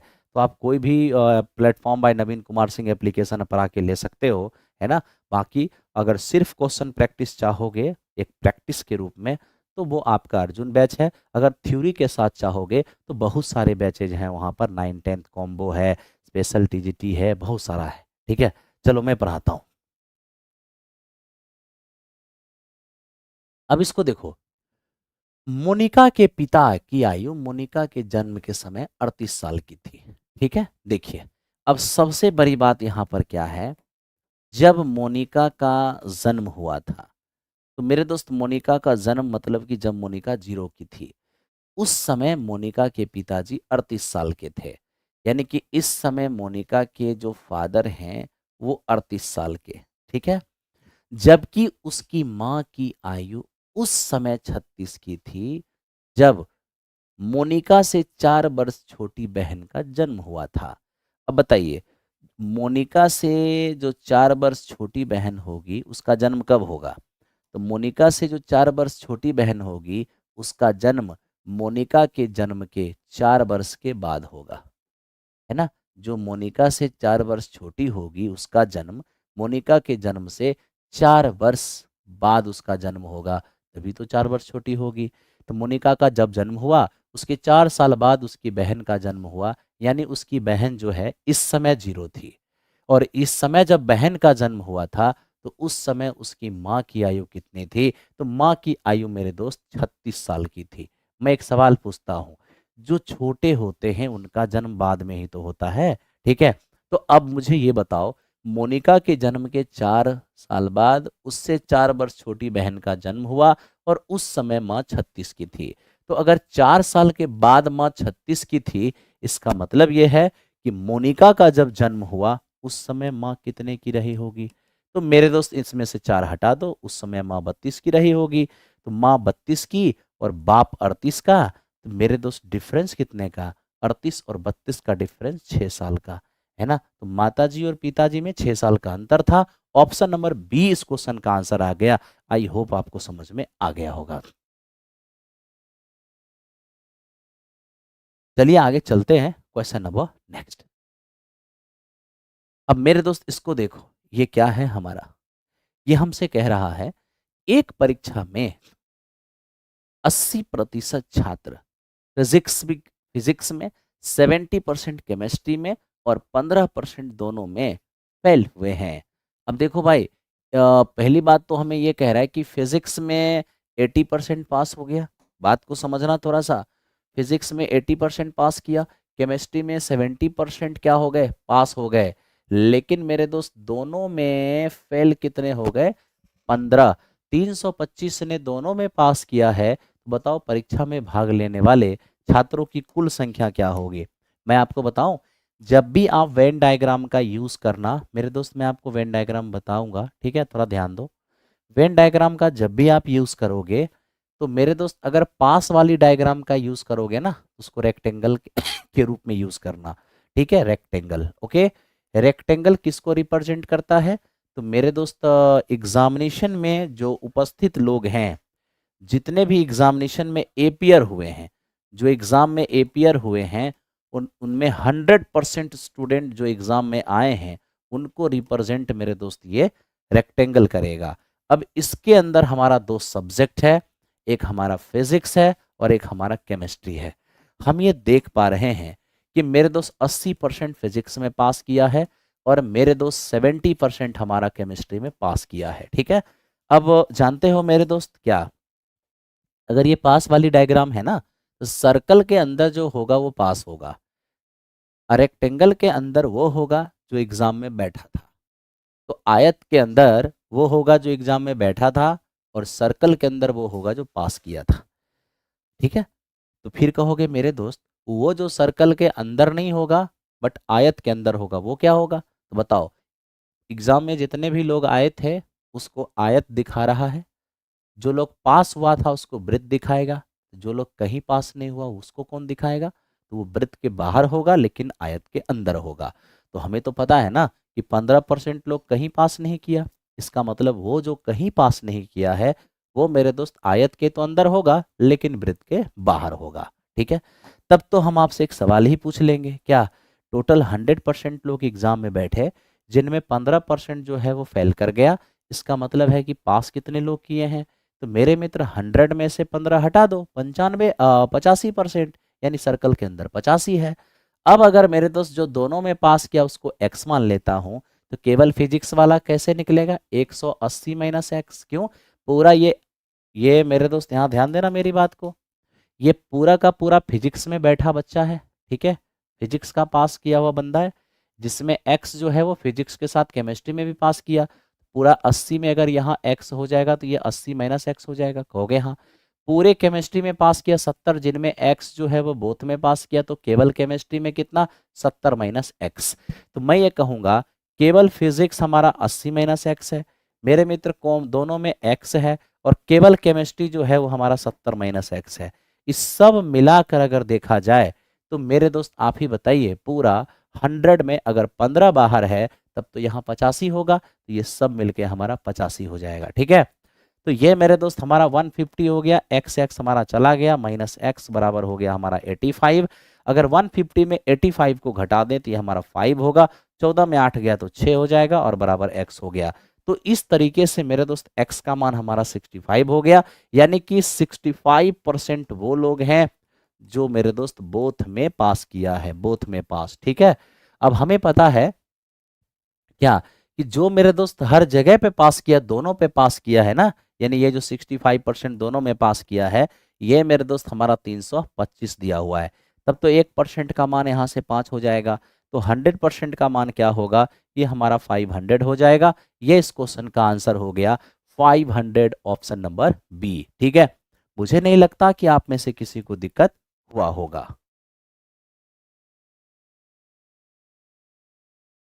ठीक है, आइए मेरे दोस्त चलते हैं आगे अगले क्वेश्चन की ओर। ठीक है, बढ़ते रहो, ये हमारा 89 नंबर क्वेश्चन है। अब मेरे दोस्त हम चलते हैं 90 नंबर क्वेश्चन की ओर। देखो 90 नंबर क्वेश्चन हमारा क्या है, ये बहुत ही दूसरे टाइप का क्वेश्चन है। ठीक है, थोड़ा पढ़ते हैं फिर देखते हैं। कहता है कि आप 4 गिने चुने रंगों के 300 रंगीन बल्बों से अपने घर को सजाना चाहते हैं। आपके पास पहले से 32 लाल, 26 हरे और मेरे दोस्त 9 पीले बल्ब हैं। आपके पास एक भी नीला बल्ब नहीं है। ठीक है, अच्छी बात है। मेरे दोस्त प्रत्येक बल्ब की लागत 15 रुपए है। यदि आप एक रंग के 50 या उससे अधिक बल्ब खरीदते हैं तो 20% की छूट मिलती है। इस तरह के एक रंग के 70 या उससे अधिक बल्ब खरीदते हैं तो आपको 30% का छूट मिलता है। कह रहा है कि यदि आपने अपने घर की, मेरे दोस्त आपने अपने घर के हर रंग हर रंग के समान संख्या वाले बल्बों से सजाया हो तो बताइए आपको कितना लागत लगेगा। हर रंग के समान संख्या का मतलब ये हुआ कि मेरे दोस्त ये जो हमारे लाल रंग वाले हैं, ये जो हमारे हरे रंग वाले हैं, ये जो हमारे मेरे दोस्त पीले रंग वाले हैं, ठीक है, और साथ ही साथ मेरे दोस्त हमारे नीले रंग वाले हैं। ठीक है, तो मैं तो ये चाहूंगा कि अगर मैं ये चाहता हूं कि मैं अपने, देखो ना दोस्त दोस्त मेरे, हम अपने घर को सजा कैसे रहे हैं। यदि आपने अपने घर के हर रंग के समान संख्या के बल्बों से सजाया हो, तो मेरे दोस्त मुझे बताओ कि मुझे टोटल कितने बल्ब चाहिए। 300 बल्ब चाहिए। कितने कलर के? 4 कलर के। अगर मैं चारों कलर का समान संख्या में बल्ब यूज करूं, तो मेरे दोस्त हमें कितने बल्ब की आवश्यकता होगी? हर कलर के 75 बल्ब की आवश्यकता होगी। यानी लाल वाला भी 75 चाहिए, हरा वाला भी 75 चाहिए, पीला वाला भी 75 चाहिए और नीला वाला भी 75 चाहिए। तो मैं अपने घर को 75 75 75 75 हर कलर के बल्ब से सजाना चाहता हूँ। अब देखो एक्चुअल में, अब कुछ बल्ब अगर हमारे पास पहले से है तो मैं अननेसेसरी क्यों खरीदूंगा, जितना जरूरत है उतना ही खरीदूंगा। अब लाल वाला बल्ब पहले से मेरे पास 32 गो है। ठीक है, हरा वाला जो बल्ब है वो पहले से 26 गो है। मेरे दोस्त पीला वाला जो बल्ब है वो पहले से 9 गो है। और मेरे भाई जो हमारे पास नीला वाला बल्ब है वो एक भी नहीं है। तब तो नीला पूरा पूरा खरीदना पड़ेगा। अभी बताओ लाल वाले कितने खरीदने पड़ेंगे? तो मेरे दोस्त यहाँ पर 3 और 7 में 3 गया तो 4, ये हो जाएंगे। 15 में 6 गया तो 9 हो जाएगा और 6 में से 2 गया तो 4 हो जाएगा। यहाँ पर ये 75 में 9 गया तो मेरे मित्र ये हमारा 64 हो जाएगा। ठीक है, और यहाँ मैं सॉरी 64 नहीं 66 हो जाएगा। और यहाँ मेरे दोस्त देख रहा हूँ 75 में 0 गया तो 75। तो ओवरऑल मुझे ये पता चला कि लाल वाला 43 चाहिए, हरा वाला 49 चाहिए और मेरे दोस्त हमें पीला वाला चाहिए 66 और नीला वाला चाहिए हमें 75, है ना। अब आपको मैं ये सिंपल सी एक बात बताऊं, सबका प्राइस 15 रुपए, 15 रुपए के हिसाब से ये भी मिल रहा है, 15 रुपए के हिसाब से ये भी मिल रहा है, 15 रुपए के हिसाब से ये भी मिल रहा है, 15 रुपए के हिसाब से ये भी मिल रहा है। ठीक है, अब एक बात और, हमें कुछ डिस्काउंट भी अवेलेबल है। जो बल्ब 50 से ऊपर खरीदे हैं उस पर 20% का डिस्काउंट मिलेगा। तो देखो यहाँ तो मेरे दोस्त 43 और 49 ये दोनों जगहों पे तो आपने 50 से भी कम खरीदा है तो यहाँ पर कोई डिस्काउंट नहीं मिलेगा। यहाँ आप 50 से ज्यादा खरीदे हैं तो यहाँ आपको डिस्काउंट मिलेगा। और मेरे दोस्त कितने परसेंट की? तो आपको ये बात पता है कि 50 से अधिक खरीदने पर 20% का डिस्काउंट। तो 20% का डिस्काउंट का क्या मतलब हो गया? मतलब हो गया कि 80% पैसा लगेगा। जितना लगना चाहिए था उसका 80% लगेगा। ठीक है, और जो बल्ब 70 से अधिक होगा, तो देखिए 70 से अधिक एक जगह खरीदे हैं तो 70 से जहां अधिक होगा वहां 30% डिस्काउंट मिलेगा। तो 70 से अधिक बल्ब जहां खरीदे हैं वहां 30% का डिस्काउंट मिलेगा, यानी केवल और केवल 70% रुपए ही लगेंगे। ठीक है, अब मेरे दोस्त इन सारे के सारे खर्च को आप इसमें ऐड कर दीजिए। जब आप इन सब को ऐड करेंगे, ठीक है भाई, तो आप पाएंगे कि हमारे पास 2959 और 0.50 है और यही इस क्वेश्चन का आंसर है, ऑप्शन नंबर बी। ठीक है, यही इस क्वेश्चन का आंसर है। ओके, तो मेरे दोस्त हम आपको ये बताते हैं कि चीजें जो होती है ना, अगर आपको समझना है तो ढंग से आपको काम करना होगा, वरना थोड़े से टेढ़े सवाल आते हैं तो आप बेहोशी मोड में चले जाते हो और जैसे ही बेहोशी मोड में जाओगे एग्जामिनेशन आपको बर्बाद कर देगी। ठीक है, आगे बढ़ते हैं। जब ट्राई ब्रेकर से मामला फंस सकता है समझ लो, तो एक एक नंबर कितना मायने रखता है इस बात को समझना। ठीक है, चलते हैं आगे अगले क्वेश्चन की ओर। ओके, ध्यान से देखना है। यदि निश्चित साधारण ब्याज की दर पर उधार दी गई एक राशि 2 वर्ष में बढ़कर 720 और उसके बाद 5 वर्ष में बढ़कर मेरे मित्र ये देखना है कितना मजेदार बात है। कह रहा है कि एक निश्चित साधारण ब्याज दर पर उधार ली गई राशि 2 वर्ष में 720 हो जाता है और उसके उसके बाद अगले 5 साल के बाद, अब देखो हम यहाँ पर ये देख रहे हैं कि 2 साल के बाद जो अमाउंट है वो 720 हो जा रहा है। ठीक है, और इसके अगले 5 साल बाद, तो मेरे मित्र 2 साल के 5 साल बाद अगर कह रहे हो नेक्स्ट 5 years, तो ये तो हो जाएगा 7 साल ना। कहोगे हाँ, अरे 2 साल का अमाउंट दिया हुआ है ये है। अब इसके 5 साल बाद बोलोगे तो 7 साल हो जाएगा और 7 साल का जो अमाउंट है वो मेरे दोस्त 1020 है। हमसे कह रहे बताओ प्रिंसिपल क्या होगा। अब हम यहाँ देखें, ये 2 साल का अमाउंट है, ये हमारा 7 साल का अमाउंट है। मेरे मित्र कितना साल आपने एक्स्ट्रा काम किया? तो देखो ना, 2 साल से अगर 7 साल पे जाना है तो मैं 5 साल एक्स्ट्रा पैसा रहने दिया। तो 5 साल जब एक्स्ट्रा रहने दिया तो कितना इंटरेस्ट एक्स्ट्रा बन गया?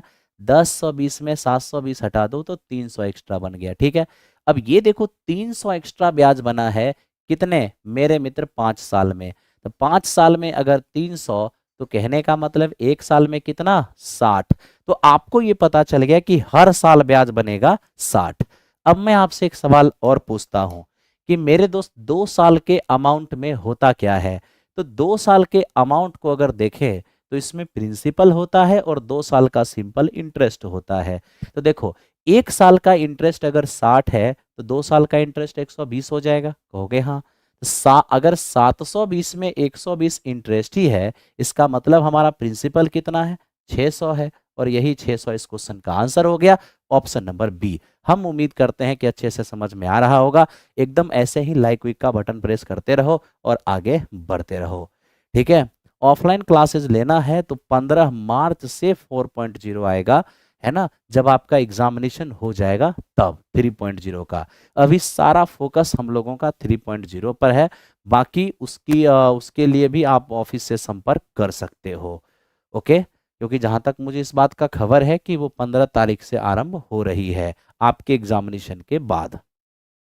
चलिए, तो बात करते हैं हम लोग यहाँ पर ब्याज की गणना वार्षिक चक्रवृद्धि पर करने पर मेरे दोस्त कोई धनराशि 2 साल में 56,180 हो जाएंगे और 3 साल में 59,550.80।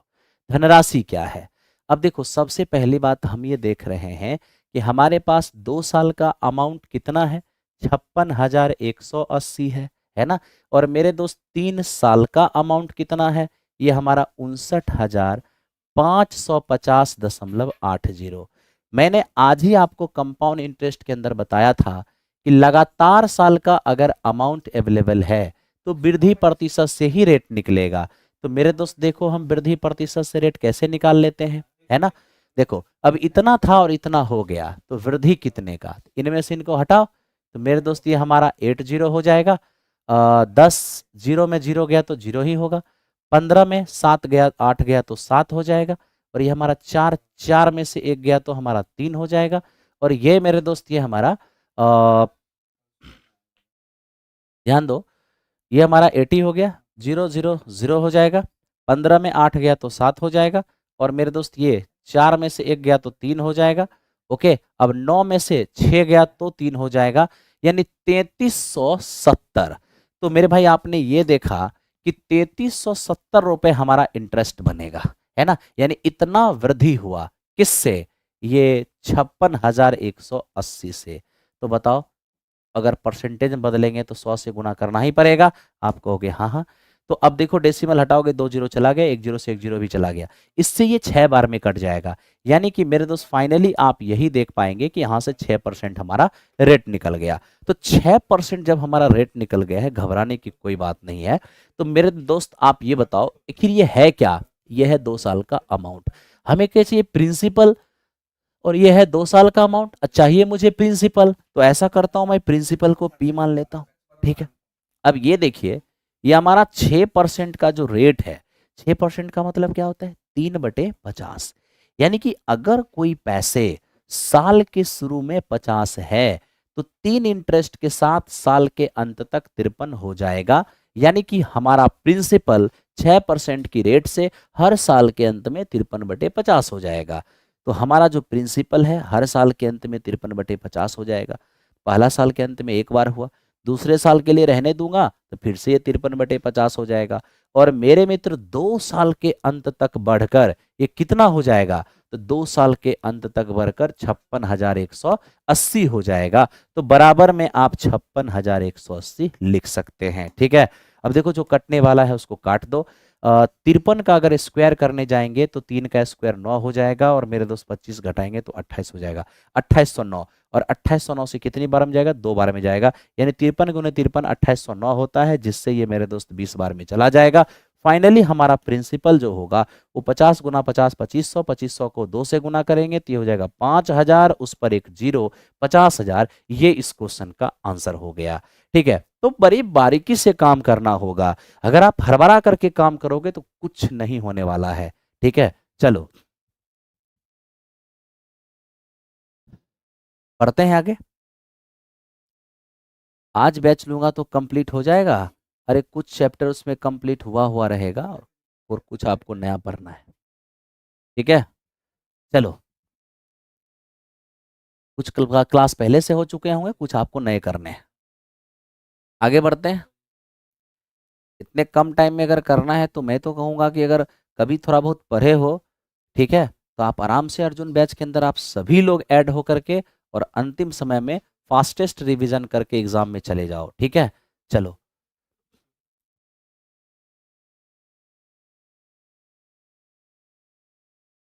देखो ध्यान दो, 3 लड़के और 5 लड़कियां किसी कार्य को 6 दिन में पूरा करती है। 2 लड़के और 7 लड़कियां उसी काम को 8 दिन में पूरा कर सकते हैं। 8 लड़कियों को उस काम को पूरा करने में कितने दिन का समय लगेगा? अब ये देखो, हमारे पास 3 बॉयज और मेरे दोस्त 5 गर्ल्स हैं। 3 बॉयज और 5 गर्ल्स एक साथ काम करके जो काम 6 दिन में कंप्लीट कर रही हैं, वही काम अगर 2 लड़का और मेरे दोस्त 7 लड़की करे, 2 लड़का और 7 लड़की करे, तो वही काम 8 दिन में पूरा हो रहा है। ठीक है, तो बताइए सर, तो हमें बता दीजिए जरा सा, 8 दिन में पूरा हो रहा है तो बता दीजिए जरा सा, 8 लड़की उस काम को कितने दिन में करेगी? तो पहले थोड़ा यहाँ काम कर लो मेरे दोस्त। ये हमारा क्या हो गया, 6 तिया 18 बॉयज और प्लस 6 × 5 = 30 गर्ल्स बराबर। यहाँ 8 से करोगे तो 16 बॉयज और प्लस 8 × 7 = 56 गर्ल्स। ठीक है, अब 18 बॉयज में 16 बॉयज आके घटेगा तो 2 बॉयज हो जाएगा, है ना, और बराबर 30 जाके उधर मेरे दोस्त घट जाएंगे तो ये हमारा 26 गर्ल्स हो जाएंगे। ओके, तब तो यहाँ से बॉयज और अपॉन गर्ल्स निकालेंगे तो ये मेरे दोस्त हमारा 13 और बटे 1 हो जाएगा। यही हमारा इफिशियंसी हो गया। ठीक है, तो उम्मीद है कि इतनी सी बात आपको समझ में आ रहा होगा। ठीक है, कहीं दिक्कत है? नहीं होना चाहिए, आ जाओ। अब मेरे दोस्त सबसे पहले मैं टोटल वर्क निकालना होगा। टोटल वर्क हम कहाँ से निकालें? यहीं से निकाल लेते हैं। ये देखिए हमारा ये 6 है, और देखो एक लड़का की क्षमता अगर 13 है तो 3 लड़का की क्षमता 39 हो जाएगा। कहोगे हाँ सर। एक लड़की की क्षमता 1 है तो 5 लड़की की क्षमता 5 हो जाएगा। तो कहीं ना कहीं ये 6 और गुने मेरे दोस्त ये हमारा 44 हो गया। ये अपना टोटल वर्क है। ठीक है, अब 6 × 44 जो आपका टोटल वर्क है, इसी को 8 लड़की करना चाहती है। एक लड़की की क्षमता 1 है तो 8 लड़की की क्षमता 8 होगा। 8 क्षमता से जब ये काम होगा तो 4 दूनी 8, 11 × 4 = 44, 2 से कटेगा ये 3 बार में। फाइनली आपको 33 टाइम लग जाएगा। Option number A.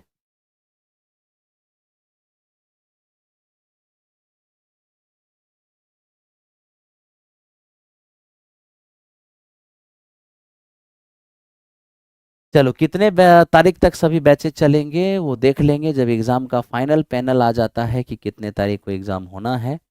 उसके अकॉर्डिंग ऐसे तो हमारा टारगेट है कि 2 मार्च को हम लगभग आप लोगों को बाय बाय कह दें, है ना।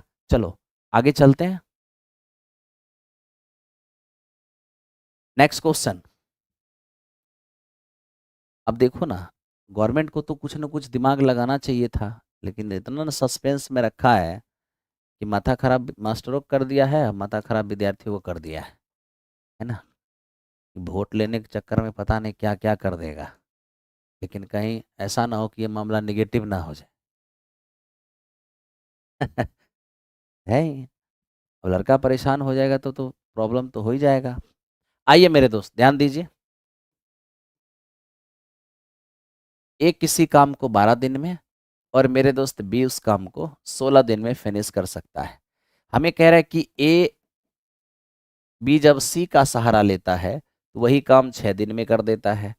अब हमें कह रहा है कि सी और डी मिलकर उस काम को मेरे दोस्त कितने दिन में, 30 डेज में फिनिश कर रहा है। अब थोड़ा सा इस चीज को समझिए। ए किसी काम को 12 दिन में, बी उस काम को 16 दिन में, और जब ए भी सहारा सी का ले रहा है तो 6 दिन, है ना। साथ ही साथ हमें कह रहा है सी और डी दोनों मिलकर काम को 30 डेज में कंप्लीट कर देगा। तो सबसे पहले अब हमें क्या करना चाहिए, टोटल वर्क देखना चाहिए कि टोटल वर्क हम निकालें कैसे, यानी इसका एलसीएम। अगर हम एलसीएम लेते हैं तो मेरे मित्र ये 30 को एलसीएम मानते हैं, 30 को 5 तो काट ही देता है ना। और 30 को 30 भी काट देगा, 6 भी काट देगा। लेकिन ये जो 16 है और यहाँ पर 30 है मेरे दोस्त, ये 2 15 है, 30 है और ये 8, तो मेरे मित्र यहाँ 8 से गुणा कर देना है। ठीक है, तो इस तरीके से ध्यान दीजिए, 8 × 24 240 हमारा क्या हो जाएगा एलसीएम। बाकी आप मेरे दोस्त एलसीएम जैसे मानना है, जिस तरीके से भी निकालते हो, जरूरी थोड़े ना है कि 240 हम एलसीएम लेंगे। मन है तो 480 भी ले लो, क्या ही फर्क पड़ता है ना। तो मेरे दोस्त देखो यहाँ पर 12 दिन में 240, तो एक दिन में 20 हो जाएगा। 16 दिन में 240, तो मेरे दोस्त एक दिन में क्या होगा 16 एकम 16, ठीक है, और 16 पचे 80। 6 दिन में अगर 240 काम, तो एक दिन में क्या हो जाएगा हमारा 40 हो जाएगा। और मेरे दोस्त 30 दिन में 240, तो एक दिन में हमारा क्या होगा 8 हो जाएगा। ठीक है, अब अपनी मेमोरी आप थोड़ा सा लगाइए, कहिए क्या। ए के अकेले की क्षमता हमारा 20 है, बी के अकेले की क्षमता हमारा 15 है, और तीनों मिला के 40। 40 में अगर ये 35, तो सी की क्षमता 5 हो जाएगा, आप कहोगे हाँ। अब सी की क्षमता हमारा 5 है और सी डी मिला के 8। 8 में अगर सी 5 है तो डी हमारा 3 हो जाएगा। तो मेरे मित्र यहाँ देखिए कि डी अकेले अगर इस काम को करेगा, तो डी की क्षमता 3 है और काम है 240। 3 क्षमता से 240 काम करेगा तो 80 दिन का टाइम लगेगा। ऑप्शन नंबर ए इस क्वेश्चन का आंसर हो जाएगा।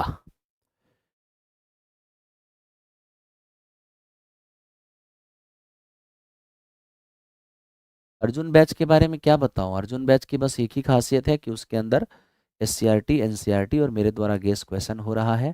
ठीक है, और 2 तारीख को मेरे दोस्त मैं कह रहा हूँ, मैं पूरी प्रयास है कि 2 तारीख को एकदम लगभग लगभग सबको फिनिशिंग मोड तक ले जाऊं। ठीक है, चलो आगे बढ़ते हैं,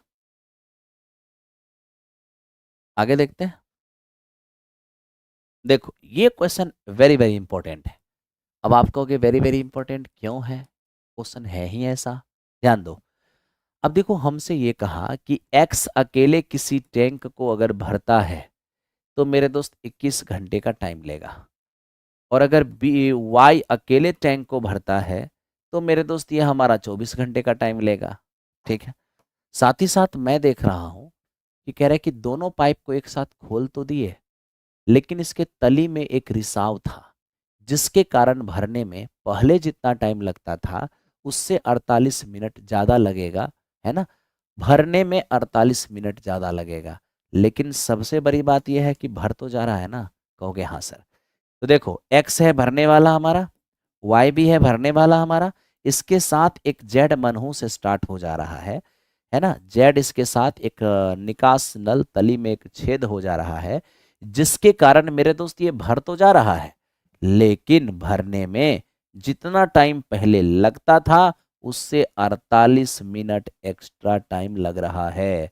तो हम पहले ये देख लेंगे कि x, जब x और y अकेले, मतलब x और y सिर्फ भरता था विदाउट एनी डिस्टरबेंस, तो क्या टाइम लगता था।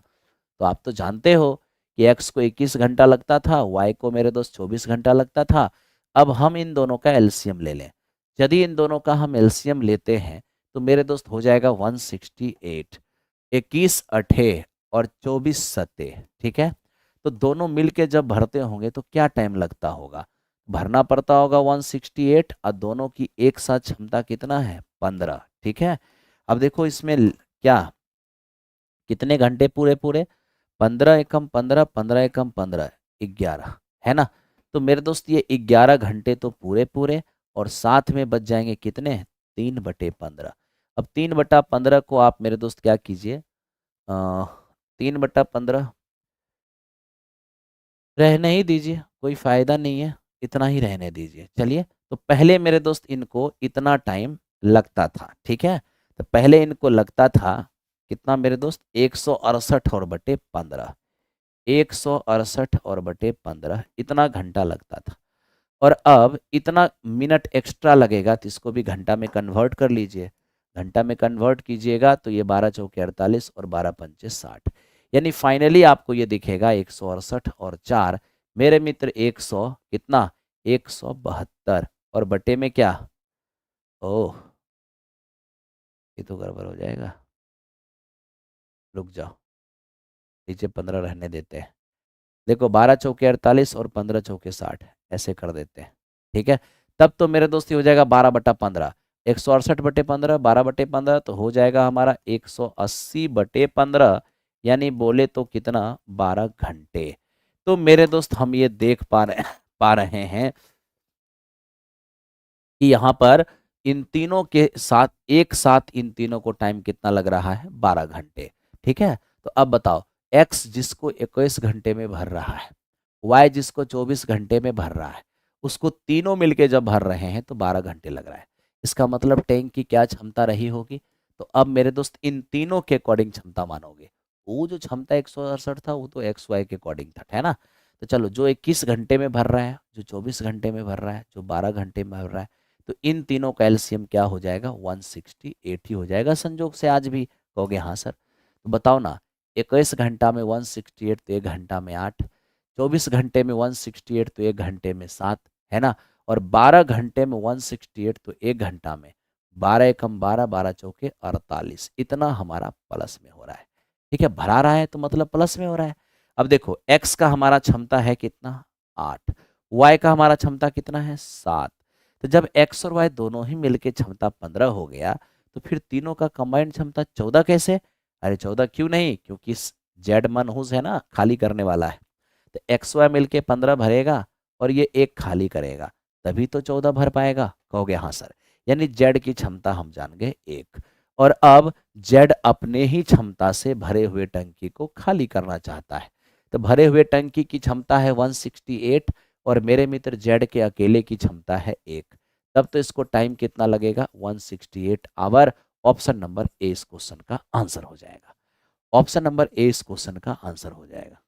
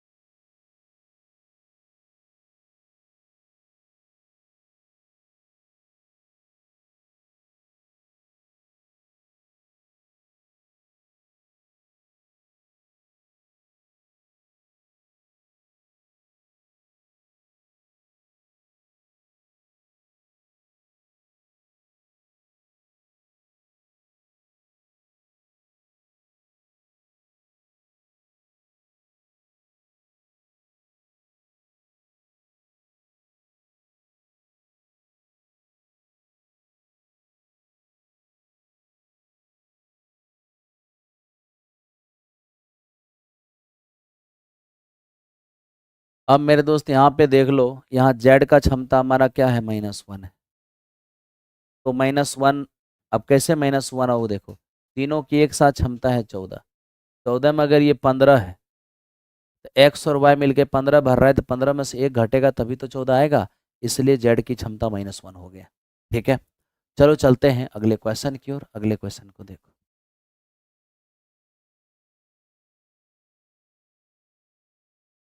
ध्यान दो। एक हवाई जेट 5 घंटे में 144 किलोमीटर की यात्रा करता है। हवाई जेट 5 घंटे में 144 किलोमीटर पर आवर की चाल से दूरी तय करता है।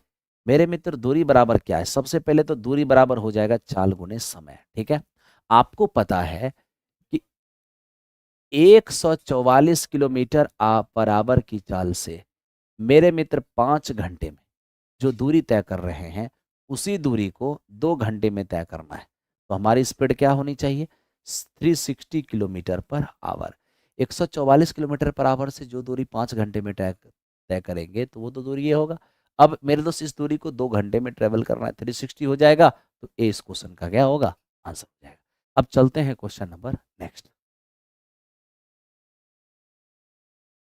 अब ये देखिए, दो रेलगाड़ी के चालों का अनुपात 7:5 है। मेरे मित्र, स्पीड का जो रेशियो है वो हमारा 7:5 है। ठीक है, 7:5 हमारा 5 है। अब हम आपसे ये कहना चाह रहे हैं, लिखता क्या है कि दूसरी रेलगाड़ी, मतलब सेकंड वाली जो रेलगाड़ी है, वो मेरे मित्र 400 मीटर की दूरी, 400 किलोमीटर की दूरी 4 घंटे में ट्रेवल कर रहा है। यानी उसकी चाल 100 किलोमीटर पर आवर है।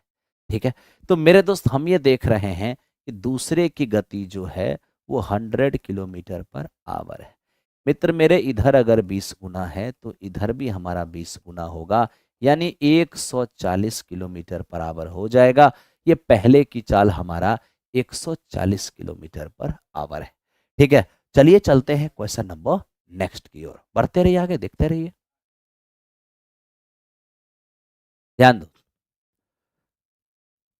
अब देखो इसको, नीचे दिए गए आंकड़ों की माध्यिका और बहुलक का योगफल क्या होगा। तो नीचे दिए गए आंकड़ों की माध्यिका और बहुलक का योगफल पूछ रहा है। आप जानते हैं बहुलक क्या होता है? बहुलक क्या होता है मेरे मित्र? ये बहुलक वो है, किसी एक्सपेरिमेंट में जो डाटा सबसे अधिक बार आता है उसी को मॉड कहते हैं। तो अब देखो ना, इस मेरे दोस्त एक्सपेरिमेंट में कौन सा डाटा है जो सबसे ज्यादा बार आया है? ठीक है, तो मैं यहाँ पे देख पा रहा हूँ कि मेरे दोस्त ये 25 और 25 दो बार आया है। इसके बाद मेरे दोस्त 28 है, 35 है, 18 है, 38 है, सब एक एक बार है। तो सबसे अधिक बार 25 आया है, तो बहुलक हमारा 25 हो गया। ठीक है, अब रही बात माध्यिका निकालने के लिए, पहले इसको असेंडिंग या डिसेंडिंग में सजाना होगा।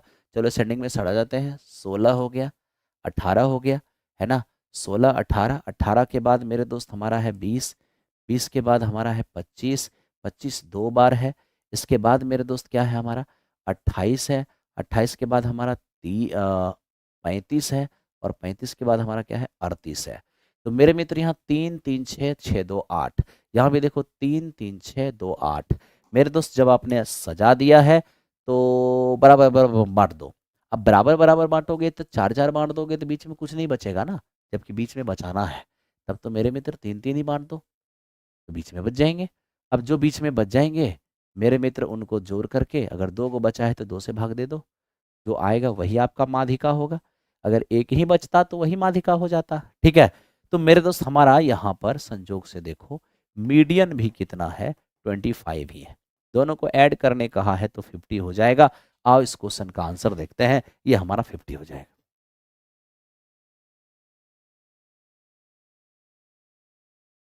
आगे बढ़ते हैं अगले क्वेश्चन की ओर। अर्जुन बैच 1 लिए हैं, 2 की जरूरत है। अरे अर्जुन बैच 2 के अंदर ना, अर्जुन बैच 2 के अंदर क्वेश्चन प्रैक्टिस है। ठीक है, आपको लेना है तो लीजिए, नहीं लेना है तो मत लीजिए, है ना, मत लो, कोई मत लो। ओके,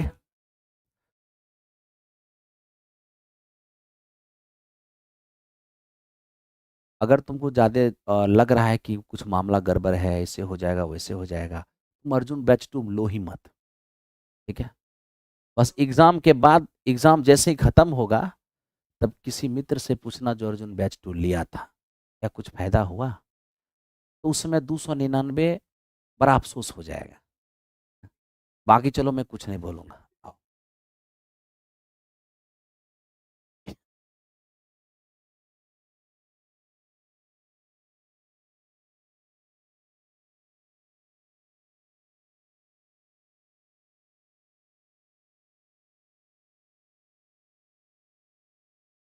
हेलो, अब बताओ, ऐसा लहरियाल बात पूछता है लड़का कि मेरा मूड खराब कर देता है, हैं? बिना फायदे का बैच है जी, फायदा नहीं होता तो नहीं लाते हैं। चलिए, 2a प्लस 1/2a बराबर 6 है। 64a⁶ और 1/64a⁶ का मान क्या होगा? मेरे दोस्त ये तो बहुत ही सिंपल बात है, देखते हैं कैसे इसको सॉल्व करते हैं। मेरे दोस्त पहले 2a और प्लस 1/2a और बराबर 6, पहले बोथ साइड क्यूब कर दो। अगर आप नहीं तो स्क्वायर ही कर लो, पहले स्क्वायर करोगे तो मेरे दोस्त हो जाएगा a² और प्लस b² प्लस 2a और मेरे दोस्त b बराबर कितना, बोथ साइड स्क्वायर कर रहे हैं ना, तो 6 का स्क्वायर 36 हो जाएगा। ओके, चलो ध्यान दो। अब मेरे दोस्त यहाँ देखो 2a से 2a तो गया हमारा। ओके, अब ये देखो 4a² प्लस 1/4a² बराबर, अब 2 जाके उधर घट जाएगा तो मेरे मित्र हमारा 34 हो जाएगा। आप कहोगे हाँ जी सर। अब मेरे दोस्त हम यहाँ पर ये देख रहे हैं, अरे वेरी सिंपल है। अब मेरे दोस्त हम देख रहे हैं कि यहाँ पर 64 चाहिए और पावर में 6 चाहिए। तो पावर में 6 चाहिए तो बोथ साइड क्यूब करना होगा, बोथ साइड क्यूब करना होगा। बोथ साइड अगर क्यूब करना होगा, दोस्त क्यूब करो। अगर इसको क्यूब करेंगे 64 a⁶,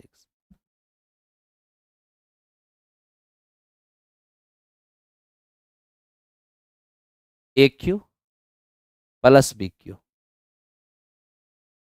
plus 3 a b into a plus b. बक इधर हटाओ, हटाओ ये सब, हटाओ, हटाओ ये सब।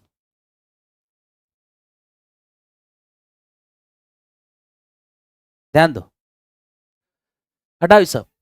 अब कहेगा क्यों हटाओ, हम बताते हैं। एक्स प्लस 1/x बराबर अगर ए है, एक्स स्क्वायर प्लस 1/x² बराबर क्या होगा मेरे मित्र, हो जाएगा a² - 2। ओके, ये मेरे दोस्त x प्लस 1/x बराबर अगर a है तो x³ प्लस 1/x³ a³ - 3 है। अब यहां ध्यान दीजिए, अब मेरे दोस्त हम इसी पर इसको बैठाते हैं। ध्यान दो, पहले तुम देख रहे हो जो यहां पर है वही यहां पर है। अगर हम क्यूब करेंगे तो हो जाएगा, सॉरी पहले स्क्वायर कर लो, a² प्लस 1/a², है ना, बराबर क्या होगा मेरे दोस्त, 6 का स्क्वायर -2। देख रहे हो, स्क्वायर करके 2 घटा दो, तो ये मेरे दोस्त हमारा क्या हो गया, 34 हो गया। अब अगर क्यूब करेंगे, इसका क्यूब करेंगे तो क्या होगा, 64 a की पावर 6, 1/64 a की पावर 6, है ना, बराबर। जब मेरे दोस्त क्यूब करोगे तो क्या हो जाएगा यहाँ पर, a³ और -3a। ओके, अब 34 गुने 34, ठीक है, मल्टीप्लाई कर लो। अब 34 को मल्टीप्लाई करोगे तो 16 का स्क्वायर 256 और 25 घटा दोगे 9 2 11, फिर इसको 34 से मल्टीप्लाई करोगे तो मेरे मित्र 6 चौके 24, 6 पंचे 30, और सॉरी 6 चौके 24, 4 पंचे 20, 20 2 22 और 4 एकम 4, 4 2 6, ये मेरे दोस्त हमारा 4 हो जाएगा। ये हमारा 6 तिया 18 हो गया, 5 तिया 15, 1 16 हो गया। ये मेरे दोस्त 3 और 1 4 हो गया, और ये हमारा मेरे दोस्त 3 हो गया। ये फाइनली हमें दिख रहा है यहाँ पे 4 0 12 1 13, 4 4 मेरे दोस्त 8 1 9, और ये हमारा 3, और माइनस ही 4 तिया 12, 3 तिया 9 1 10। इनमें से इनको घटाइए, ये 2 होगा, ये 0 होगा, ये 2 होगा, ये 9 होगा, और ये 3 होगा, यानी 39,202 इस क्वेश्चन का आंसर होगा। ऑप्शन नंबर सी, कहीं दिक्कत नहीं होगा।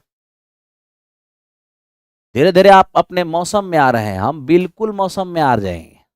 बस तुम लाइक ठोकते चलो, काम करते चलो, ठीक है, और जितना ज़्यादा से ज़्यादा हो सके अर्जुन बैच की सूचना अपने अपने दोस्तों में देते चलो, ठीक है, क्योंकि मैं इस बार चाहता हूं कि मैक्सिमम से मैक्सिमम सिलेक्शन हो, है ना, और यूं कि बिहार में कोई भी अगर मैथ का टीचर बने तो वो प्लेटफॉर्म बाय नवीन कुमार सिंह के साथ जरूर जुड़ा रहे, ठीक है। चलो ध्यान दो, प्रत्येक 16 सेंटीमीटर भुजा वाली 3 घन के सिरों को आपस में मिलाते हुए एक पंक्ति में जोड़ा जाता है। इस प्रकार निर्मित घनाभ का पृष्ठीय क्षेत्रफल क्या होगा। मेरे दोस्त पहले तो आपसे मैं एक ही बात पूछना चाहूंगा, एकदम सब लोग ध्यान से देखिएगा, सब लोग ध्यान से देखिए मेरे मित्र। देखो, जब आप सेम साइज के 3, एकदम ध्यान से देखना, जब सेम साइज के आप 3 घन को ऐड करते हो तो मित्र मेरे लंबाई बढ़ जाता है लेकिन चौड़ाई और ऊंचाई सेम ही रहता है।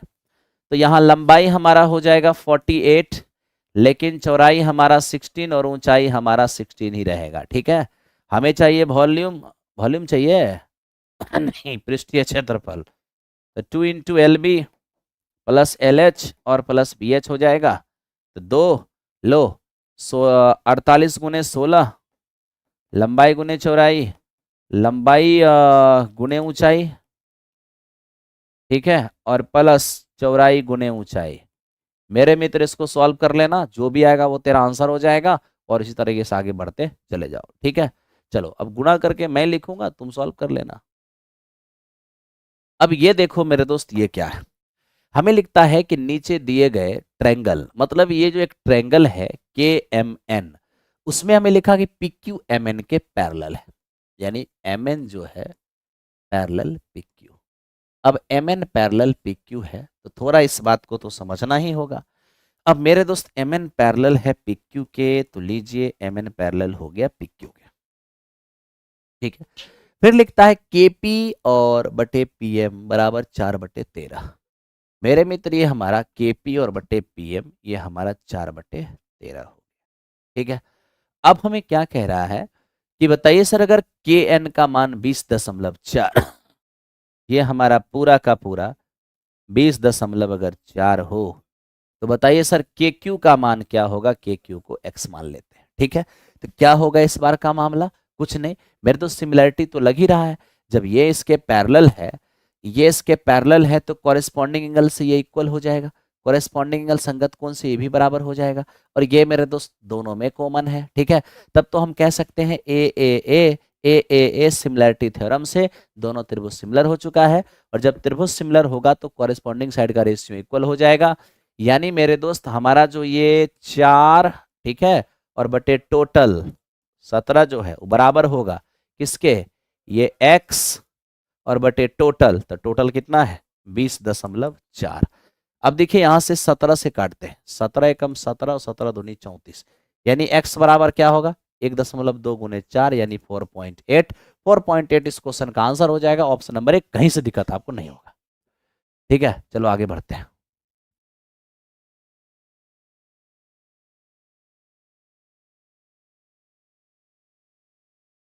आगे बढ़ो, चलते रहते हैं। ठीक, नेक्स्ट क्वेश्चन। अब मेरे दोस्त इसको देखना, ये क्या है। ये हमें कह रहा है कि रेनू रेनू ने एक वस्तु को 1280 रुपए में खरीदा है और 25% के नुकसान पर बेच दिया। उससे जो प्राप्त राशि हुआ उससे एक नया वस्तु खरीदा और उसको 40% के लाभ पर बेच दिया। रेनू को कुल मिला के कितने प्रतिशत का लाभ हुआ है। अब आप ही बताइए कि 1240 रुपए में खरीदा था इसने, है ना, और अगर ये 25% के मेरे दोस्त नुकसान पे बेच दिया है, तो इसका मतलब इसको है नुकसान हो कितने जाएंगे। तो मेरे दोस्त यहाँ पर 25% का इसको अगर नुकसान हो जाना है, तो 1/4, इसका 1/4 निकालेंगे तो मेरे दोस्त हो जाएगा 310। 310 का यहाँ पर इसको लॉस हो गया है। इसका मतलब सेल कितना में हुआ है, इसका मतलब मेरे दोस्त 1240 की चीज, 1240 की चीज थी ना मेरे दोस्त, 1240 की चीज, तो आप सीधे सीधे कह दो कि 1240 की चीज थी और 310 के नुकसान पे सेल हुई, इसका मतलब 930 में सेल हो गई। तो 930 में जो सेल हुई ना, अब इसी 930 में उसने एक दूसरा वस्तु खरीदा। ठीक है, तो मेरे दोस्त एक दूसरी जो हमारी सीपी हो जाएगी वो 930 हो जाएगी, क्योंकि 930 रुपए में हमने दूसरा आर्टिकल खरीदा। और दूसरा आर्टिकल खरीद कर अब इसको मैं क्या किया हूं मेरे मित्र, 40% के लाभ पर बेच दिया हूं।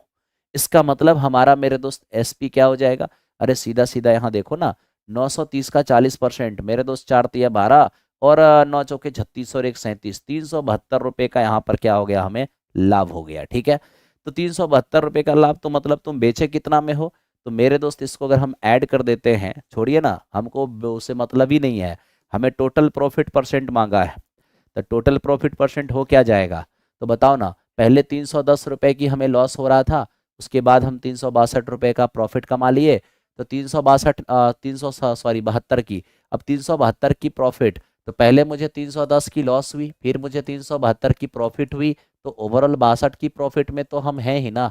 आप कहोगे हाँ जी सर, तो आप ओवरऑल 62 की प्रॉफिट में हो, बटा टोटल सीपी, तो टोटल सीपी क्या होगा, पहले हमने जो सीपी यूज किया था वो 1240 था, और बाद में जो हमने सीपी यूज किया वो हमारा 930 था, ये हमारा टोटल सीपी हो जाएगा। ओवरऑल प्रॉफिट बटा टोटल सीपी और इनटू 100, तो अप्रॉक्स यहाँ पर देखोगे कि 3% आपको दिखेगा। इस क्वेश्चन का आंसर ऑप्शन नंबर बी हो जाएगा। आप बहुत अच्छे से काम कर सकते हो और कहीं से आपको दिक्कत भी नहीं होने वाला है।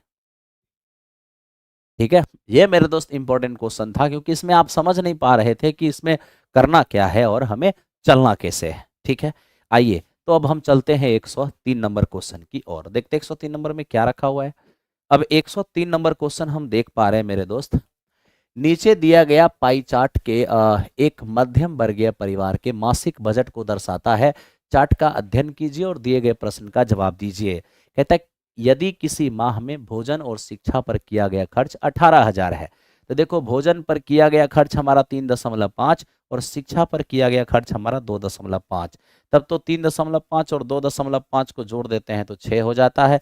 और यही मेरे दोस्त जो हमारा 6 खर्च है वो एक्चुअल में 18,000 है, तो यहाँ से एक रेशियो का मान कितना हो जाएगा, 3000 हो जाएगा। और एक का मान अगर हमारा 3000 है तो हमें कहता है उस माह में टोटल एक्सपेंडिचर उसका क्या था। तो टोटल अगर आप जोड़ लेते हो तो ये मेरे दोस्त हमारा 6 2 8 8 3 11 11 2 13 13 1 14 14 प्लस 2.6 यानी कि मेरे दोस्त 16.3 हो जाएगा। सॉरी, सब मिला के 16.3 है तो 16.3 का मान निकाल लीजिए। यहाँ पर 3000 गुने 16.3 हो जाएगा, डेसिमल हटाएंगे, एक जीरो खत्म। ये 0 0 3 तिया 9 और 16 तिया 48। तो इस क्वेश्चन का आंसर हमारा ऑप्शन नंबर बी हो जाएगा, जो कहीं से भी आपको दिक्कत नहीं होना है। काम करते चलिए और आगे बढ़ते चलिए। इतना छोटा मेरे दोस्त, ठीक है ठीक है, बड़ा लिख देता हूं, देख लो। अगर आपको टॉपिक वाइज मैराथन चाहिए तो देख दोस्त मेरे, इतना ज्यादा वक्त नहीं है कि अभी मैं टॉपिक वाइज मैराथन लेके आ सकता हूं। अगर आप टॉपिक वाइज वाइज मैराथन चाहते हो तो हमारे अर्जुन बैच के अंदर आप आ जाओ और वहां पर आप टॉपिक वाइज मैराथन देख लो, ठीक है। और बाकी ये जो यूट्यूब वाली क्लास है ये मिक्स क्वेश्चन आपका होता रहेगा मंडे टू फ्राइडे में, है ना। कोई दिक्कत नहीं है, सैटरडे संडे भी मैं टेस्ट डिस्कशन कर ही रहा हूँ, आपको कहीं से दिक्कत नहीं होना है। लेकिन टॉपिक वाइज अगर आप मैराथन चाहते हो तो इस वक्त सबसे बेस्ट ऑप्शन आपके लिए है ना, टॉपिक वाइज मैराथन में अर्जुन बैच है, आप आराम से उसके अंदर ऐड हो जाओ, ठीक है। चलो बढ़ते हैं। 1 लाख लिख फी तो है नहीं, 299 है, ये है ना। आओ देखो, ये कह रहे कि दिए गए दिया गया bar graph A B C D मेरे दोस्त नामक 4 राज्यों में पी क्यू और आर नामक 3 अनाजों के उत्पादन को प्रदर्शित करता है। मेरे दोस्त किस राज्य ने सर्वाधिक अनाज की, देखो मेरे भाई, ए बी सी और डी नामक 4 राज्य है जो पी क्यू आर 3 प्रकार के अनाज का उत्पादन प्रदर्शित करती है। किस राज्य ने सर्वाधिक अनाज सभी प्रकार के अनाजों को मिलाकर उत्पादित किया है। अब देखो यहां पर ये हमारा पी अनाज है, क्यू अनाज है, आर अनाज है, ठीक है। अगर हम ए का देखें तो मेरे दोस्त ये हमारा 20 है, ये हमारा 10 है और ये हमारा 10 है। तो ये तो ए हो जाएगा हमारा टोटल 40। इसको हम देखेंगे 5 है, ये हमारा 20 है और मेरे दोस्त ये हमारा 15 है। तो ये हो जाएगा 20 और 20, ये भी 40 हो जाएगा। अगर हम सी का देखते हैं तो ये 25 है, ये मेरे दोस्त हमारा 15 40, 40 और 10 50, ये हमारा 50 हो जा रहा है। और ये देख रहे हैं हम 15, ये देख रहे हैं मेरे दोस्त 25 40, 40 और 5 45, ये हमारा 45 है। तो मैक्सिमम जो हमारा उत्पादन है वो सी दिखा रहा है। ऑप्शन नंबर ए इस क्वेश्चन का आंसर हो जाएगा और कहीं से भी आपको दिक्कत नहीं होना है।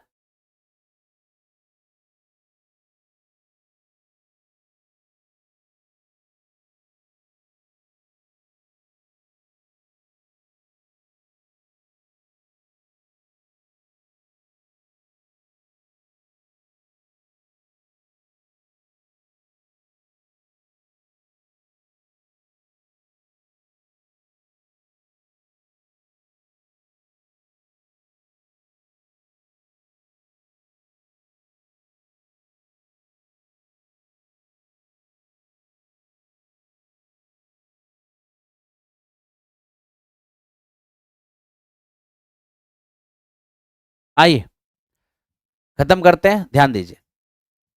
यदि हम 4 पुरुष 3 महिला और 2 लड़कों वाली एक समूह से यदृच्छ रूप से 3 व्यक्तियों का चयन करते हैं, 2 पुरुषों को चयन किए जाने की प्रोबेबिलिटी क्या होगा। अब देखो मेरे दोस्त, 4 मेन है, ठीक है, 4 मेन है और मेरे दोस्त 3 वोमेन है और यहां पर 2 बॉयज है, ठीक। इनमें से 4 मेन 3 वोमेन और 2 बॉयज, इनमें से 3 व्यक्ति का सिलेक्शन करना है, ठीक है। और उस 3 व्यक्ति में 2 व्यक्ति पुरुष हो, इसकी प्रोबेबिलिटी क्या होगा। तो मेरे दोस्त हम डायरेक्ट प्रोबेबिलिटी निकाल रहे हैं, ठीक है। अब इनमें से 3 लोगों का सिलेक्शन करें और 2 अगर पुरुष होगा तो 2 पुरुष होगा तो किस में से होगा, 4 में से कोई 2 होगा, है ना। 2 पुरुष हो गया और एक, मेरे दोस्त 2 पुरुष नेसेसरी है, तो बाकी जो एक है ना वो मेरे दोस्त क्या होगा, वो तो डेफिनेट नहीं है ना। अब देखो, 4 आदमी 3 वोमेन और 2 बच्चे, 4 आदमी 3 वोमेन और 2 लड़के, इनमें से हमें 3 लोगों का सिलेक्शन करना है जिसमें 2 के पुरुष रहने की, मतलब 2 उसमें पुरुष होना चाहिए। अगर 2 उसमें पुरुष होगा तो 4 पुरुष है टोटल, इन्हीं 4 में से कोई 2 होगा। और लोग को तो 3 को चुनना है ना, 3 में तो अभी एक ही चुनाया है, सॉरी 2 ही चुनाया है, एक चुनाना और अब बाकी है। तो मेरे मित्र 3 के सिलेक्शन में अगर 2 पुरुष होगा तो एक महिला और लड़का में से कोई भी हो सकता है? कहोगे हाँ जी सर। तो महिला और लड़का यानी कि 5 में से कोई हो सकता है? कहोगे हाँ। लेकिन मेरे दोस्त हम निकाले तो तीनों हैं। किन में से? टोटल में से। तो टोटल ये 4 3 7 2 9, 9 में से हमने 3 निकाला है। तो अब हम ये देख रहे हैं 4 गुने 3 बटे 2, ये हमारा 6 हो जाएगा और ये हमारा हो गया 5।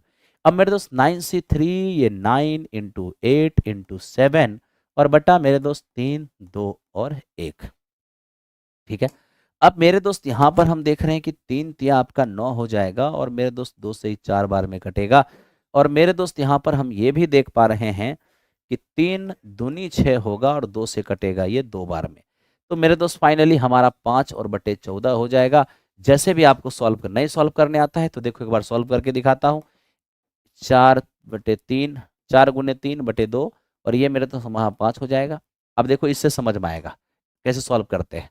यहाँ जो मेरे दोस्त 3 है ना, 9 को 3 बार लिखिए।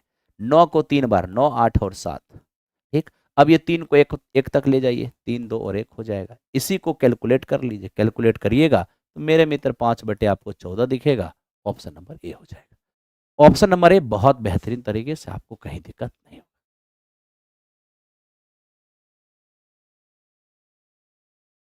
आगे बढ़िए। अब मेरे दोस्त इसको देखते हैं, ये क्या है। ये हमसे कह रहा है 825 को 1/3, 4/9 और 3/4 के अनुपात में 3 विभागों में बांटा जाता है। पहला भाग क्या होगा? तो सबसे पहले इसको स्टैंडर्ड रेशियो में लाइए। मेरे मित्र 3 9 और 4 का एलसीएम 36 होगा। 36 से गुना कर लीजिए। अब 3 से इसको करिएगा तो 12 हो जाएगा। मेरे मित्र 9 से करिए, 9 चौके 36, 4 चौके 16 हो जाएगा। और ये 4 4 9 में 36, 9 तिया 27 हो जाएगा। ठीक है। तो इस तरीके से मेरे दोस्त ये हमारा ए का हिस्सा है, ये हमारा बी का हिस्सा है, ये हमारा सी का हिस्सा है। तीनों का एक साथ हिस्सा देखेंगे, 8 8 और 7 हमारा 15 हो जाएगा। और ये 2 2 4 4 और 1 5 हो जाएगा। और ये जो मेरे दोस्त हमारा 55 है वो हमें 825 दिख रहा है। हमें किसका हिस्सा चाहिए? पहला भाग हमारा 12 है तो 12 का मान चाहिए। अब 12 का मान हम निकालेंगे कैसे वो देखिए। सबसे पहली बात 11 पचे 55 और मेरे दोस्त 11 सते 77, 11 पचे 55, 5 से कटेगा 15। तो मेरे दोस्त यहाँ पर 15 गुना 12। ठीक है। क्यों? क्योंकि 1 और यहाँ पर हो जाएगा 15। तो जब 1 का मान 15 है तो 12 का मान क्या हो जाएगा? 180 हो जाएगा। तो इस क्वेश्चन का आंसर हमारा 180 होगा। सी नंबर कहीं से कोई दिक्कत नहीं है। चलिए आगे चलते हैं। Question number next. प्रोबेबिलिटी मेरे दोस्त 1 बाय 1 सब होगा ना, इसके बाद यही सब का बाड़ी ही है। ध्यान दो। 40 विद्यार्थियों की क्लास में लड़के और लड़कियों का अनुपात ये है। लड़कों का औसत प्राप्तांक 60 है और लड़कियों का 70 है। तो बताओ पूरी कक्षा में औसत प्राप्तांक क्या होगा? अब हम आपसे ये कह रहे हैं कि मेरे दोस्त बॉयज और ये हमारा है गर्ल्स। ठीक है। बॉयज और गर्ल्स की संख्या का जो रेशियो है वो 2 अनुपात मेरे मित्र 3 है। हम अगर कुछ देर के लिए, चूंकि मुझे पूरे क्लास का एवरेज प्राप्तांक चाहिए, तो हम ये 40 का इस्तेमाल नहीं भी करेंगे तो चलेगा। कहोगे वो कैसे? हम मान लेंगे जो रेशियो में है ना बॉयज और गर्ल्स, इसी को ओरिजिनल मान लेंगे। मान लेंगे कि 2 लड़का है और 3 लड़की है। इसका मतलब टोटल हमारा 5 स्टूडेंट। अब 2 लड़का है तो हम देख रहे हैं लड़का जो है औसतन 60 नंबर लेके आ रहा है और जो लड़की है वो औसतन 70 नंबर लेके आ रही है। तो मेरे मित्र 60, अगर हर लड़का 60 नंबर लेके आ रहा है और 2 ही लड़का है तब तो 120 नंबर लाया होगा। एक लड़की 70 नंबर तो 3 लड़की 210 नंबर लेके आ रही है।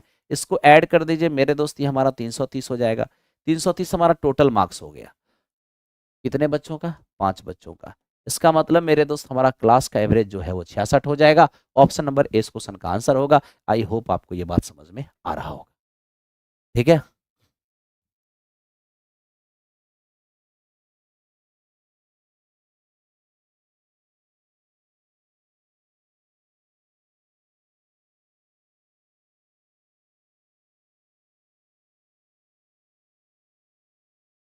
12 बजे से ध्यान दो। 5000 की 5000 की कुल धनराशि में दानिश एक भाग को 12% वार्षिक साधारण ब्याज दर पर और शेष को 10% वार्षिक साधारण ब्याज दर पर निवेश करता है। 2 वर्षों में दानिश को प्राप्त कुल ब्याज जितना है तो 12% पर कितना निवेश किया था? मेरे दोस्त एक सिंपल सी बात बताऊं, कहोगे क्या? साधारण ब्याज हर साल एक समान होता है।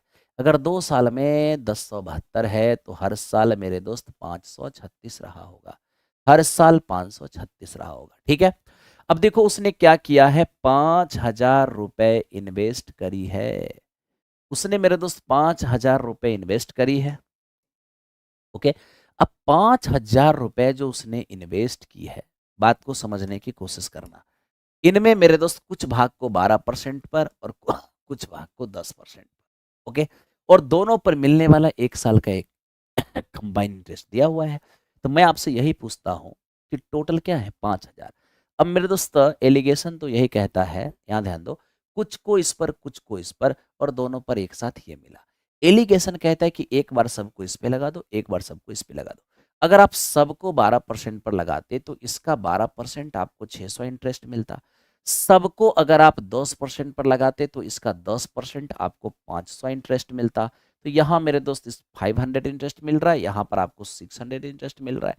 अब हम आपसे क्या कह रहे हैं उसको समझिए।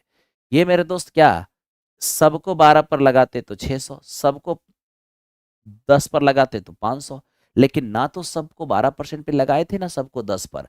इसलिए जो कंबाइंड इंटरेस्ट हमारा मिलने वाला है वो इन दोनों के बीच में, और देखिए बिल्कुल बीच में हमारा है 536। ठीक है, ये एलिगेशन है।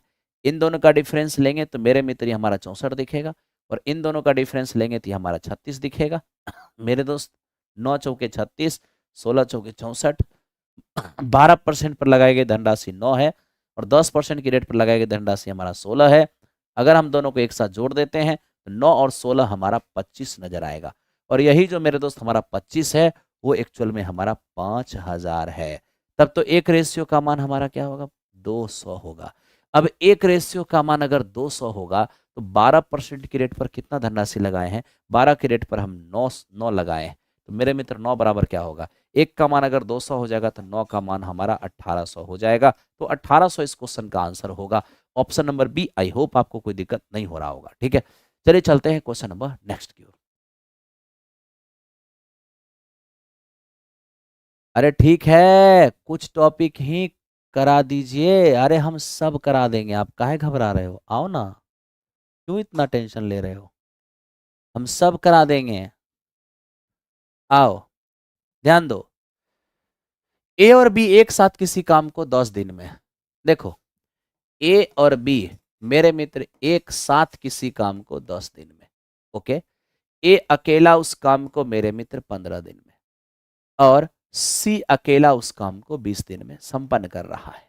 ठीक है, सबसे पहले आप टोटल वर्क ले लो, इन सब का एलसीएम लोगे तो मेरे मित्र हमारा 300 हो जाएगा, है ना। हम भी पागले हैं, इन सब का एलसीएम मेरे मित्र 60 हो जाएगा। 10 दिन में 60, एक दिन में 6, 15 दिन में 60, एक दिन में 4, 20 दिन में 60, एक दिन में 3। आप कहोगे हाँ जी सर।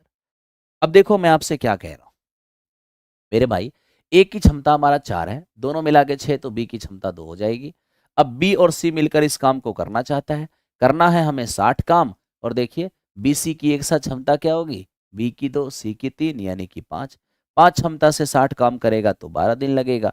तो मेरे मित्र इस क्वेश्चन का आंसर हमारा क्या होगा, ये हमारा 12 हो जाएगा, है ना। आगे बढ़ते रहिए, देखते रहिए।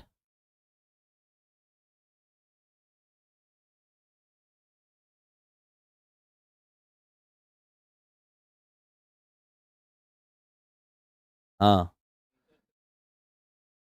हम्म।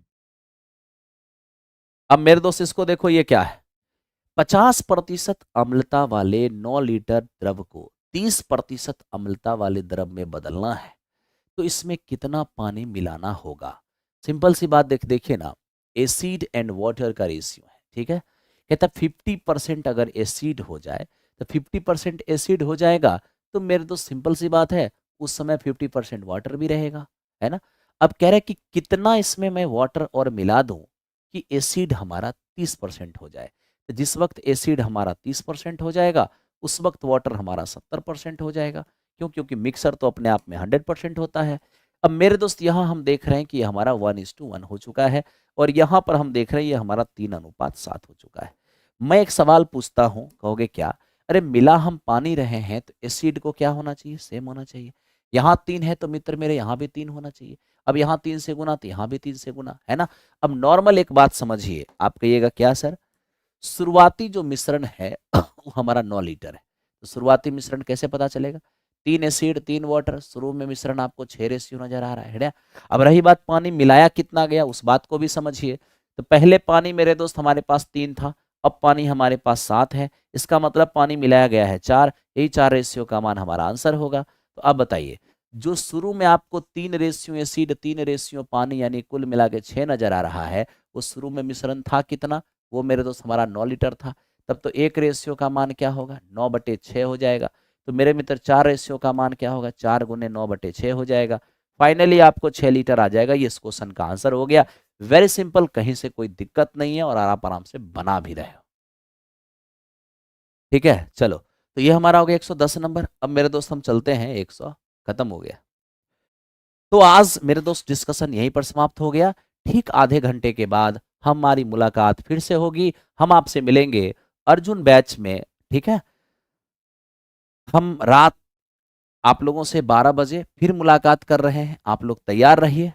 राठौर यादव, मेरे दोस्त, बिल्कुल बिल्कुल, आपकी बातों से आपके दिल में ये प्रेम है, इसके लिए बहुत बहुत धन्यवाद। बाकी हम लोग मिलते हैं मेरे दोस्त कल 9-10 लेकर के। ठीक है, कल 9-10 को लेकर मिलते हैं। डिस्कशन 8 बजे से 80 क्वेश्चन का डिस्कशन होगा। तो कल यूट्यूब चैनल पर आप तैयार रहिएगा। और दूसरी बात क्या, अभी हम अर्जुन बैच को लाइव करेंगे 12 बजे से। Thank you very much, bye bye.